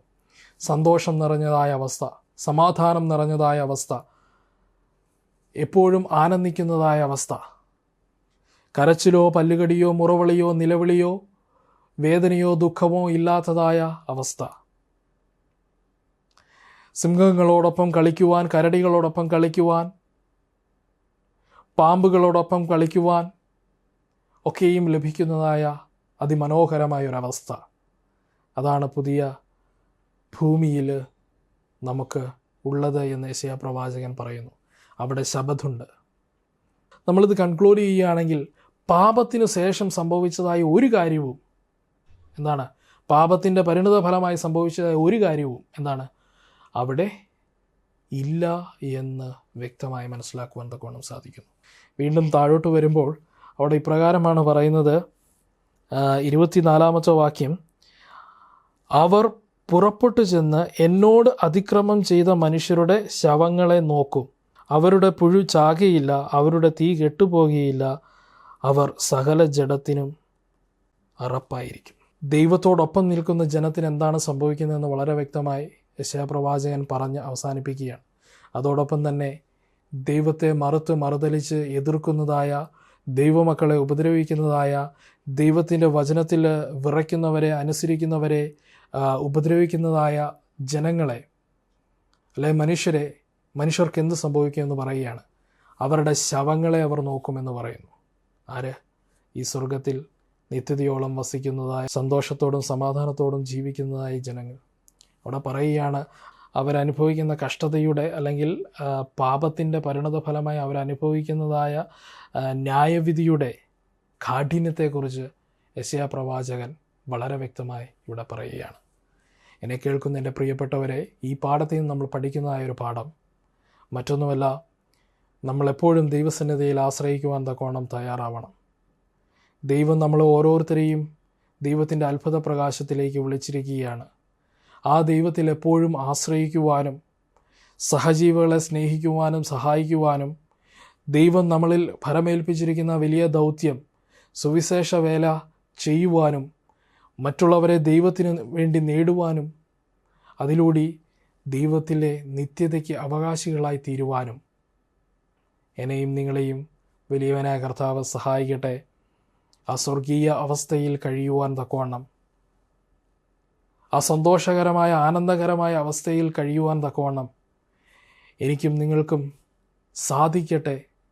അതിനുവേണ്ടി നമുക്ക് ഒരുങ്ങാം എന്ന് പറഞ്ഞുകൊണ്ട് എൻ്റെ ഈ എളിയ വാക്കുകളിൽ നിന്ന് വിരമിക്കുന്നു. ദൈവം നിങ്ങൾ ഓരോരുത്തരെയും അനുഗ്രഹിക്കുമാറാകട്ടെ. ആമേൻ. ഇന്നത്തെ സബ് സ്കൂൾ ശുശ്രൂഷയുടെ അവസാനമായി സത്യപ്രതിഭ ഗാനങ്ങളിലെ 939 പാട്ട് പാടാം. 939.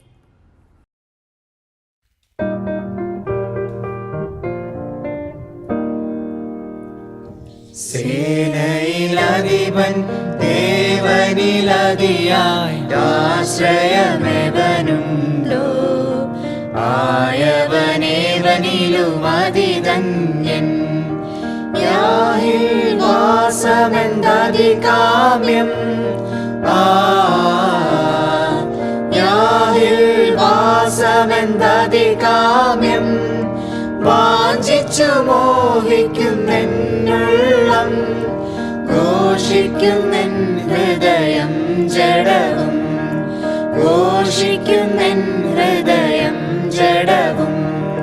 സേനയിലധിപൻ ദേവനിലതിയായി ആശ്രയമേവനുണ്ടോ? ആയവനേവനിലുമതിധന്യൻ.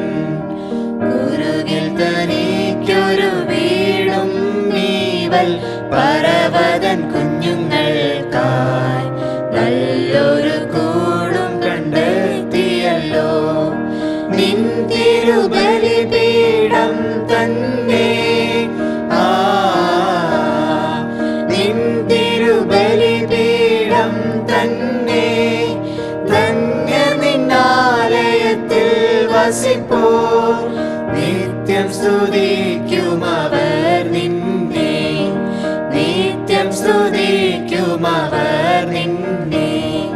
സേനയിലധിപൻ സേവനിലതിയായി ആശ്രയമേവനുണ്ടോ? ആയവനേവനിലുമതിധന്യൻ. ബലം നിന്നിലുള്ളോ, ഭാഗ്യം നിറഞ്ഞോ, നിശ്ചയമാണെന്നും താഴ്ച ഭവിക്കുകയില്ലെന്നും. ഈ വിധമുള്ളോർ മനസ്സുകളിൽ, ഈ വിധമുള്ളോർ മനസ്സുകളിൽ നിർണയമുണ്ട് നിരന്തരമായി. സിയോൻ നഗരിൻ പെരുവഴികൾ, സിയോൻ നഗരിൻ പെരുവഴികൾ. സേനയിലധിപൻ ദേവനിലതിയായി ആശ്രയമേവനുണ്ടോ? ആയവനേവനിലുമതിധന്യൻ. കണ്ണുനീർ താഴ്വരയതുവഴിയായവർ യാനം ചെയ്യുമ്പോൾ ആയതുമാറും ജലാശയമായി. മുൻമഴ അനുഗ്രഹപൂർണമാകും,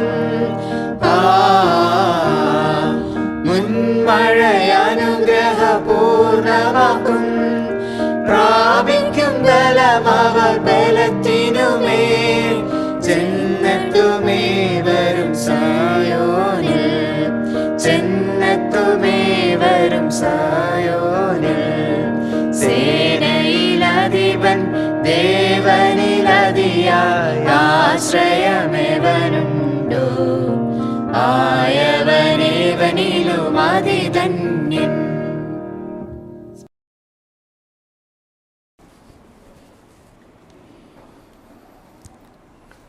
കണ്ണുകളടയ്ക്കാൻ പ്രാർത്ഥിക്കാം.